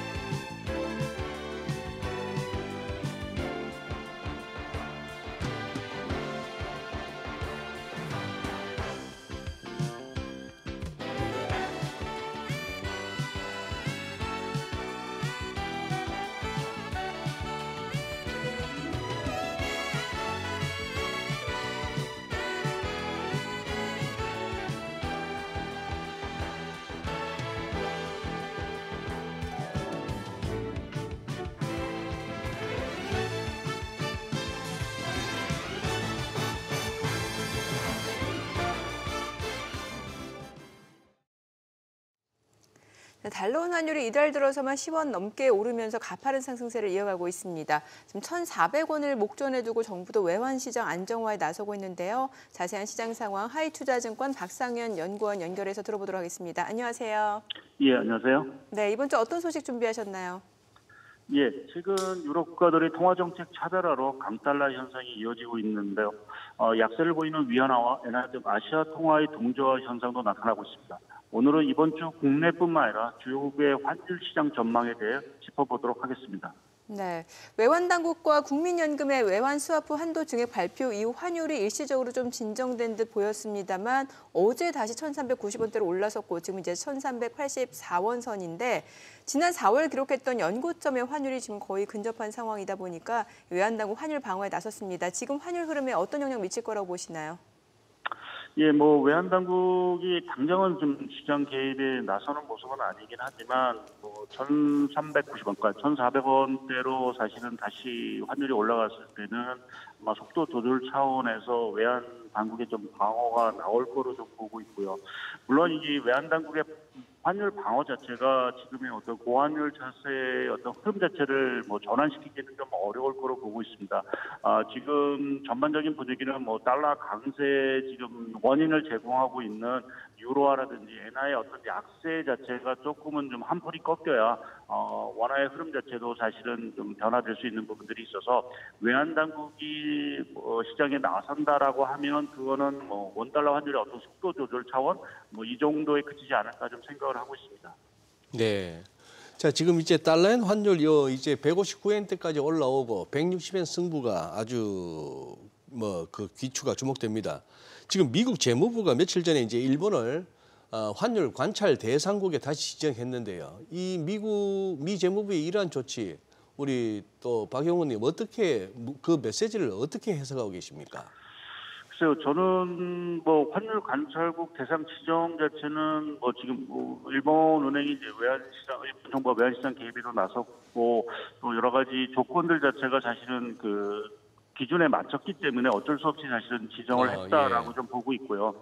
결국 일본 정부가 계속해서 외환시장 지금 5월 개입에 나설 수 있는 부분에서는 어느 정도 미국의 동의하에 사실은 저는 이루어졌다라고 좀 보고 있습니다. 그래서 그러한 측면에서 보면 환율 대상국 지정에도 관찰 대상국 지정에도 불구하고 160엔대가 넘어서게 되면 일본 정부가 추가적으로 저는 시장 개입에 나서면서 엔화의 어떤 약세 흐름 자체를 조금 꺾고자 하는 어떤 그러한 조치를 다시 좀 시행하지 않을까라고 좀 생각을 하고 있습니다. 네, 유로존 경기 회복이 또 기대에 미치지 못하는 수준이고 정치적 리스크까지 가세하면서 유로화 약세 심리가 확산되고 있는데 유럽 상황 앞으로 금융시장을 자극할 정도 리스크를 가지고 있다고 보시나요? 예, 어느 정도는 잠재적인 위험이 있다라고 봐야 될 것 같습니다. 이번 주에 있을 때 30일 프랑스 총선 결과에 따라서 극우 세력인 이제 민주연합 자체가 결국 일당을 차지하고 내각 자체까지도 구성하게 된다라고 하면 아무래도 이제 유럽 정치 불확실성에 대한 요인들이 결국 유로화의 약세 압력으로 좀 작용하지 않을까라는 좀 생각을 하고 있습니다. 물론 이 정치적 요인 자체가 환율의 흐름을 결정적으로 결정하는 변수인 부분들은 아니긴 하지만 단기적으로 봤을 때는 어느 정도 영향을 미칠 거로 좀 보고 있고요. 또 프랑스 총선뿐만 아니라 7월 초에 있을 영국 총선 결과도 파운드화의 어떤 흐름에도 영향을 미칠 수 있어서 어떤 달러의 어떤 추가 강세 요인으로 좀 작용을 좀 할 수 있을 거로 좀 보고 있습니다. 근데 궁극적으로 봤을 때 말씀드린 대로 지금 유럽의 정치 상황이 과거에 우리가 유럽의 그 제조 위기와 같은 어떤 그러한 심각한 위기 상황은 아니다라고 좀 판단을 하고 있어서 향후에 유럽의 인플레라든지 이러한 것들이 오히려 좀 유로화 가치 흐름에 더 큰 영향을 미치지 않을까 좀 생각을 하고 있습니다. 네, 그래요. 그리고 또 이것도 한번 여쭤보겠습니다. 지금 이제 7월부터 우리 국내 외환시장 거래가 오전 9시부터 새벽 2시까지 연장된다는 건데 어떻게 보면 이제 그동안 꾸준히 모색해왔던 외환시장 개방의 일환이라고도 볼 수 있겠는데요. 이 변화가 그러면 우리 국내 투자자들한테 어떤 함의를 지니고 있다고 보면 될까요? 예, 아무래도 이제 외환시장 완전히 이제 개방이 됐고 또 이제 거래 시간마저도 이제 연장이 된 또 특히 이제 외국인 투자자들 입장에서 보게 되면 국내에서 외환시장이 개장되는 시간에도 거래를 하겠지만 그것이 이제 이외의 시간에도 사실은 충분히 뭐 어떤 해지라든지 이러한 것들을 충분히 쓸 수 있다라는 측면에서 보게 되면 외환시장의 변동성 자체가 사실은 좀 상당히 좀 커질 수 있는 가능성은 저희가 좀 배제할 수 없는 부분들이 있어서 투자자분들도 그러한 부분에 좀 유념할 필요가 있을 것 같고요. 좀 긍정적으로 보면 저희가 뭐 MSCI 가입 이런 것들은 조금 이제 뭐 여러 가지 요인으로 해서 좀 어려운 부분들이긴 하지만 9월에 있을 그 세계 채권 지수 WGBI의 표지 가능성 자체는 상당히 좀 높아진 것이 아닌가 좀 보고 있습니다. 이제 그러한 측면에서 보게 되면 국내 채권 시장으로 외국인 자금들 자체가 만약 수익이 된다면 유입이 될 거고 그것은 오히려 보면은 달러 수급 면에서 상당히 좀 긍정적인 영향, 그러니까 원화 가치에는 조금 긍정적인 강세 요인으로 작용할 가능성도 있다라고 좀 생각을 하고 있습니다. 네, 오늘 내용 잘 들었습니다. 고맙습니다. 예, 감사합니다. 최신 재테크 트렌드를 다루는 하우머니 시간입니다. 시장 불안감이 계속될 땐 개별 종목 리스크를 피할 수 있는 분산 투자가 무엇보다 중요한데요. 네, 화요일은 또 최신 ETF 동향과 유망 섹터까지 알아보는 날입니다. 오늘은 키움 투자 자산운용의 정성인 부장님과 함께합니다. 어서 오세요, 어서 오세요. 정부님. 네, 안녕하십니까? 예. ETF 시장도 참 뜨겁네요. 요새 날씨도 뜨거운데. 네, 그렇습니다. 아니 벌써 순자산 규모가 150조를 넘어섰다고요? 계속 돈이 몰리나 봅니다. 아니 올 초만 하더라도 100조 100조 아니었어요? 넘었다고 네. 우리가 그랬었죠. 네. 이제 작년 말은 정확히 120조로 작년 말에 아. 120조, 네, 이제 뭐 130조 이런 소리 들었던 예, 겁니다. 더 가파르다라고 제가 말씀을 드리는 게 네. 작년 6월에 100조 돌파를 했었어요. 작년 작년 6월에 100조. 1년 전이네요. 예, 불과 1년 전에 뭐 100조 돌파하면서 네. 거래소에서 이제 100조 원 돌파 기념식도 하고 예. 뭐 각 운영사 대표님들도 참석을 하시고 그렇게 예. 이제 행사를 했었는데 불과 1년 만에 지금 50% 가까이 성장을 그러네요. 하면서 전일자 기준 152조 원까지 지금 성장을 한 상황이거든요. 오. 이제 성장세가 굉장히 가파른데요. 성장세가 왜 가파른지에 대한 부분을 간략하게만 좀 요약을 드려보면 네. 일단 기본적으로 이제 투자자분들께서 ETF라는 상품이 갖고 있는 고유의 특징을 좀 좋아하시는 것 같아요. 기존에 이제 공모 펀드를 통해서 많이 투자를 하셨었는데 ETF 같은 경우에는 펀드를 지금 시장에 상장을 하다 보니까 직접적으로 본인이 원하는 가격에 원하는 시점에 매매를 하실 수 있다는 가장 큰 그러니까. 장점이 있죠. 예. 네, 거기에 더해서 이제 ETF가 갖고 있는 포트폴리오를 매일매일 운용사들이 이제 공개를 하다 보니까 예. 이런 부분들이 이제 투자자분들께 좀 장점으로 어필이 되고 있는 것 같고요. 특히 이제 상품만 하더라도 지금 국내 시장에 상장된 ETF가 한 870개가 지금 넘어가고 있거든요. 맞다. 그래서 여담입니다만 누가 1000호를 달성할 수 있느냐를 놓고 지금 굉장히 지금 네, 뜨거운 그래요? 관심인데요. 예. 그만큼 이제 선택의 폭이 굉장히 넓어지다 보니까 예. 투자자분들이 이제 관심을 갖고 있는 섹터나 영역, 국가에 대한 상품들이 굉장히 많아지고 있는 상황이고요. 지금 국내에 최근 자산 기준으로 봤을 때는 네. 최근 2년간의 가장 가파른 상승세는 채권형에서 나왔어요. 예. 자금 유입 네, 측면에서 네. 봤을 때는. 그래서 저희가 불과 2년 전만 하더라도 채권형 ETF가 ETF 시장 전체에서 차지하는 비중이 20%에서 30% 정도밖에 안 됐었거든요. 예. 근데 이게 지금 보면 최근에는 약 50%까지 올라와 절반까지 있는 왔어요? 상황이기 때문에 채권이? 네, 채권형 ETF가 그만큼 좀 많이 늘어나고 있다라는 부분을 반영을 하고 있는 것 같고요.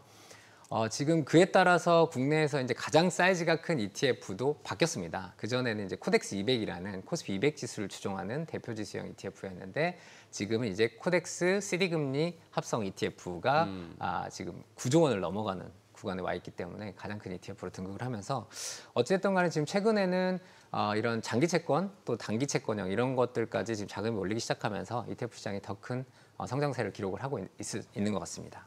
키움이 채권 연가라고요? 네, 저희 키움 투자 자산운용 같은 경우에는 이제 채권에 좀 집중이 되어 있는 하우스다라고 볼 수 있을 것 같고요. 그만큼 이제 ETF에서도 채권형 비중이 50%를 좀 차지할 와. 만큼 좀 굉장히 큰 하우스다라고 봐주시면 될 것 같습니다. 살짝 수익률 말씀해 주시면. 일단 뭐 장기채 대표는 국고채 10년입니다. 네네. 지금 금리가 많이 내려왔기 때문에 네. 올해 뭐 굉장히 좋은 수익률을 기록을 하고 있고요. 어. 장기채뿐만이 아니고 올해 같은 경우에는 지금 그 단기채들이 기본적으로 높은 기준금리를 반영해서 네. 소위 이제 채권의 수익률이라고 말하는 YTM 수익률을 네. 얘기하는데 YTM이 지금 3% 후반 정도로 기록을 하고 있다 보니까 이런 쪽에 자금이 굉장히 크게 몰리고 있어요. 그래서 저희 히어로즈 머니마켓 ETF라는 상품이 이제 2월에 상장을 했는데 지금 자금 규모가 거의 5천억 가까이 지금 와. 모였거든요. 그만큼 빠른 속도의 성장을 기록을 하고 있고 투자자분들의 관심이 좀 이어지고 있는 것 같습니다. 네. 진짜 매번 느끼지만 이름 하나는 잘 지었어요. 키움. 네, 키움. 네. 계속 키우잖아요. 계속 성장하는 느낌. 그러니까 계속 성장하는 느낌. 굉장히 좋은 이름이라고 생각하고 네. 있습니다. 뭐 썩죽임 정권 하면 기분 안 좋잖아요. 네. 그죠? 무슨 증권이요? 썩죽임. 썩을 주. 그게 뭐예요? 아, 그 최근에 보면은 미증 시도 그렇고 국내 증시 조금 분위기가 뭐 한 이틀, 3일 전부터 바뀌긴 했습니다만 그 전까지는 쏠림 현상이 굉장히 심했잖아요. ETF 시장 수익률에도 좀 영향이 있을 것 같은데요. 네, 일단 뭐 국내 증시뿐만이 아니고 미국 증시 같은 경우에도 이제 쏠림 현상은 두드러지는 특징 중에 하나다라고 네. 말씀을 드릴 수 있을 것 같아요. 그래서 제가 최근 일주 수익률 상위 ETF를 들고 나왔는데요. 예. 보시면은 예. 일단 올해 증시 흐름과 유사합니다. 기본적으로 반도체 관련, 이제 엔비디아가 많이 들어가 있는 반도체 관련 ETF들이 수익률이 좋았고요. 좀 눈여겨볼 만한 부분들은 이제 수익률 2위에 올라와 있는 아리랑, K방산 FN, 그리고 이제 하나로 글로벌 반도체 탑10 셀렉티브. 그 밑에 이제 하나로 FN 조선해운이 지금 들어와 있거든요. 그래서 이런 중공업이나 방산 쪽, 또 수출과 환율 부분에 대해 수혜를 입을 수 있는 상품들에 대한 수익률이 조금 좋았다라고 말씀을 드릴 수 있을 것 같고, 그 외쪽으로는 지금 봤을 때 대부분 반도체 관련 ETF들이 예, 좀 그러네요. 상위에 올라와 있는 네. 모습을 보실 수가 있을 것 같습니다. 지금 최근에 이 엔비디아 주가가 막 요동을 치지 않습니까? 네. 그 시총 1위 됐다는 게 딱 하루였죠. 딱 하루였습니다. 딱 일일 하루- 천하라고 일일 사람들이 천- 표현을 하고 일일 있습니다. 천하라고. 오죽하면 뭐 승자의 저주다 이런 말까지 나오고 있어요. 예. 그러고 나서 지금 이제 뭐 장중 출렁거림이 있어서 목요일 날 고점 대비는 한 7, 8%였지만 전일 대비는 3%대. 그리고 금요일도 3%대. 어제는 이제 거의 뭐 7% 가까운. 네. 이렇게 돼버렸는데 지금 이게 ETF 때문이란 얘기는 또 뭐죠 이게? 이제 기사에서 야후 예. 파이낸스에서 이제 발표를 한 부분인데 예. 정확히는 이런 부분입니다. 미국에 이제 대형 테크 ETF들이 좀 많이 있거든요. 예. 그 중에서 이제 XLK라는 ETF가 이제 가장 큰 ETF예요. 예. 그래서 이제 이 ETF 같은 경우 자산 규모가 110조 원. 우리 돈 110조 원 정도 규모. ETF 하나가? 네, 하나가. 그 때문에 저희 거의 우리나라 ETF 전체 시장과 맞먹는 하나의 굉장히 큰 예, 상품인데요. 예. 이 상품 같은 경우에 이제 테크놀로지 셀렉트 섹터 스파이더 ETF이거든요. 그래서 스파이더에서 출시한 테크놀로지 주식을 약 67개 정도를 담고 있는 ETF인데 예. 문제가 뭐냐면 이제 이 ETF 안에 대형 테크주들이 이제 시가총액 방식으로 들어가 있는데 예. 얘 같은 경우에 지금 분기에 리밸런싱을 해요. 그러니까 이제 얘는 지수를 추종하는 패시브형 ETF예요. 그래서 지수가 정하는 룰에 따라서 종목과 비중을 그대로 편입하는 이런 ETF다라고 보시면 되는데 네. 말씀하신 바와 같이 지금 엔비디아가 MS와 애플과 함께 예. 시가총액 1위를 놓고 나름 치열하게 굉장히 지금 그랬죠. 싸우고 있는 상황인데 예, 싸우고 있죠. 그러다 보니까 사실은 지금 격차가 크진 않거든요. 예. 지금 3위로 내려오긴 했습니다만은. 그런데 이제 이 펀드의 비중을 지난주에 살펴봤더니 일단은 MS와 애플이 22% 수준으로 상당히 높은 폭으로 들어가 있었습니다. 근데 문제는 이제 엔비디아 비중이었는데 엔비디아 예. 비중 자체가 지금 약 5.95%, 6% 수준에 머무르다 보니까 이제 야후 파이낸스에서는 테크주에서 엔비디아 시총이 높음에도 불구하고 비중이 너무 낮은 거 아니냐, 이 부분이 엔비디아의 하락을 촉발한 거 아니냐라고 얘기는 했는데 사실 정확하게 말씀드리면은 하락을 촉발한 요인은 아니고요. 글쎄, 그거 예, 어떻게 하락을 촉발한 이상한데, 요인은 기사가. 아니고, 네, 이제 떨어질 때 하락 방어를 좀 못했다. 여기 한 부분하고 추가적으로 이제 엔비디아의 비중이 높아져야 된다라는 부분이었는데 왜 지금 비중이 이렇게 돼 있냐면 지난 리밸런싱 할 때 보면은 이 지수 방법론에 어떤 부분이 들어가 있냐면 시가총액 비중 5%를 초과하는 종목들의 합이 네. 50%를 초과할 수 없다라고 돼 있어요. 지수 방법론에. 그러다 보니까 시가총액 1위와 2위는 시가총액 비중에 맞춰서 20% 정도 들어가 있는데 3위가 이제 이 둘 더한 비중에 50%를 넘을 수 없다 보니까 약 5% 정도만 들어가 있었는데 이제 그 3월부터 6월 사이에 엔비디아가 많이 올랐지 않습니까? 예. 그러다 보니까 지금 엔비디아가 약 20% 수준으로 올라가야 된다는 발표를 했었고 때마침 6월에 리밸런싱이 있었어요. 지난주에. 예, 예. 그래서 지난주 후반에 리밸런싱을 하면서 이제 엔비디아의 주가 상승분을 반영을 해서 지금은 지난주 금요일자 기준으로 봤을 때는 MS와 엔비디아가 약 20% 수준으로 올라가 있고요. 애플이 조금 굴욕인데요. 약 5% 수준까지 지금 내려와 있습니다. 예, 그렇기 그래요? 때문에 이 부분이 이제 함의할 수 있는 내용은 그런 건 것 같아요. 일단 분기별로 리밸런싱을 하고 예. 110조에 달하는 굉장히 큰 ETF이다 보니까 지금 이번에 애플 같은 경우에 약 14%를 팔았거든요. 네. 그러면 산술적으로만 봐도 한 16조 원 정도의 매도세가 나온 예. 거예요. 그렇기 때문에 또 9월 둘째 주에도 지금 이 ETF의 리밸런싱이 있기 때문에 네. 이때까지의 주가의 향방이 또 예를 들어서 엔비디아나 애플의 이런 비중 변화를 좀 촉발할 수 있기 때문에 이 부분을 좀 관심 있게 지켜보시는 것도 좋을 것이라 판단이 됩니다. 또 이렇게 쉽게 설명해 주시니까 이해가 되네요. 네.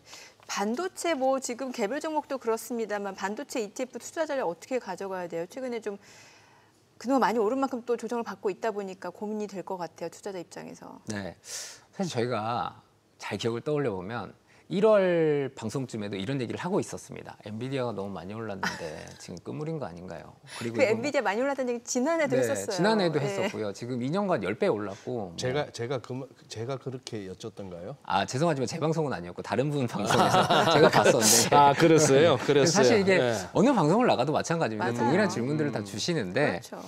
사실 이제 엔비디아의 투자 전략은, 그러니까 반도체 쪽의 투자 전략은 지금 AI 산업과 결부해서 봐야 되는 부분이지 않습니까? 예. 이 반도체 빅사이클 자체가 이제 AI 발이기 때문에 AI의 사이클을 좀 봐야 되는데 어찌됐든 간에 지금 투자의 구루들이나 이제 글로벌 CEO들이 말을 하는 거를 좀 생각을 해보면 AI 같은 경우에 사이클이 아직 지금 초입에 와 있다라는 평가가 많은 것 같아요. 그래서 뭐 굳이 야구 경기로 비유를 하자면 뭐 1회, 2회 이 정도에 와 있다라고 비유를 하기 때문에 아직은 뭐 AI 발 반도체 수요가 끝났다라고 표현을 하기는 좀 이른 감이 없지 않아 있어 보이고요. 이제 AI 산업이 그러면 산업이 어떻게 갈 것이냐라는 부분을 저희가 고민을 해봤을 때 네. 일단 기본적으로는 이제 하드웨어 쪽이 먼저 태동을 해야 되기 때문에 지금 반도체 쪽이 지금 좋은 흐름을 보이고 있는 거고요. 그 안에서 이제 엔비디아가 주력 기업이다 보니까 엔비디아를 또 얼마나 담고 있느냐가 ETF의 수익률을 지금 결정을 하고 있거든요. 그래서 사실 투자자분들 입장에서는 엔비디아를 가장 많이 담고 있는 ETF는 어떤 거지라는 궁금한 점이 좀 있으실 그렇죠. 것 같아요. 네. 근데 이제 그걸 또 일일이 다 찾아보시려면 너무 번거로우시기 때문에 네. 저희가 또 자료를 준비했는데 지금 보시면은 이제 연초 대비 수익률과 함께 저희가 엔비디아 편입 비중을 좀 담아봤어요. 그래서 보시면은 대부분 이제 반도체들이 상위에 올라와 있는데 엔비디아의 비중이 가장 높은 상품은 저희 키움 투자자산운용에서 운용하고 있는 코세프 글로벌 AI 반도체가 공교롭게 가장 높은 비중을 차지를 하고 있습니다. 그러네요. 네, 그래서 현재로서는 엔비디아 비중이 가장 높기 때문에 뭐 엔비디아에 나는 가장 높은 비중을 좀 실은 ETF를 찾고 싶다 하시는 분들은 이런 상품을 좀 눈여겨보시면 좋을 것 같고요. 아니 근데 부장님, 엔비디아를 제일 많이 담고 있는데 수익률은 왜 5등이에요? 일단은 미국 쪽에 엔비디아 최근 6월 이제 추세를 보면은 브로드컴 같은 종목들이 또 많이 올라오다 보니까 이제 이런 종목들은 안 담고 있습니다. 왜냐하면 그 미국 반도체 쪽이 최근엔 좋았고요. 코세프 글로벌 AI 쪽은 글로벌이다 보니까 이제 뭐 한국도 들어가 있고 유럽도 들어가 있다 보니까 최근에 유럽 증시 조금 조정을 받았기 때문에 이런 부분들이 반영을 해서 5위에 있지만 크게 차이는 안 나는 부분. 결국 예를 들어서 지금 저 코세프 글로벌 AI 반도체 네네. 저 고객이 아무래도 이거 좀 조정이 깊어질 것 같다 반도체 관련주들이 네네. 해서 이제 그냥 이렇게 빠져나오셨어요. 매도를 하셨어요. 네. 그럼 어차피 결국 또 키움자산운용에서도 그 관련 종목 파는 거 맞죠? 결국 매도하시면 종목들을 또 비중에 맞게 매도를 하도록 되어 있는 패시브형 상품입니다. 패시브형 상품이니까. 그러니 결국 종목 잘 구성해 놓으시고 고객들이 사달라면 사주는 거고 팔으라면 파셔야 되는 거죠. 그렇습니다. 네, 맞습니다. 그게 이제 패시브형 상품의 가장 큰 장점이다라고 저희는 생각을 하고 있습니다. 그렇게 했는데 작년 이맘때만 해도 100조였던 시장이 150조. 일하실 맛 나겠다. 네, 요즘 즐겁게 일을 하고 있습니다. 네. 호황이신데. 아니 이 반도체 쪽 AI 테마, 이 AI 산업 최근에는 이제 뭐 엔비디아처럼 이게 하드웨어 쪽이 굉장히 많이 올랐는데 이게 이제 확산이 될 수 있다라는 측면에서 소프트웨어 관심 가져야 된다라고 했고 최근에 보면 뭐 브로드컴, 팔란티오테크 이쪽도 얘기도 많이 나오는데 어떤가요?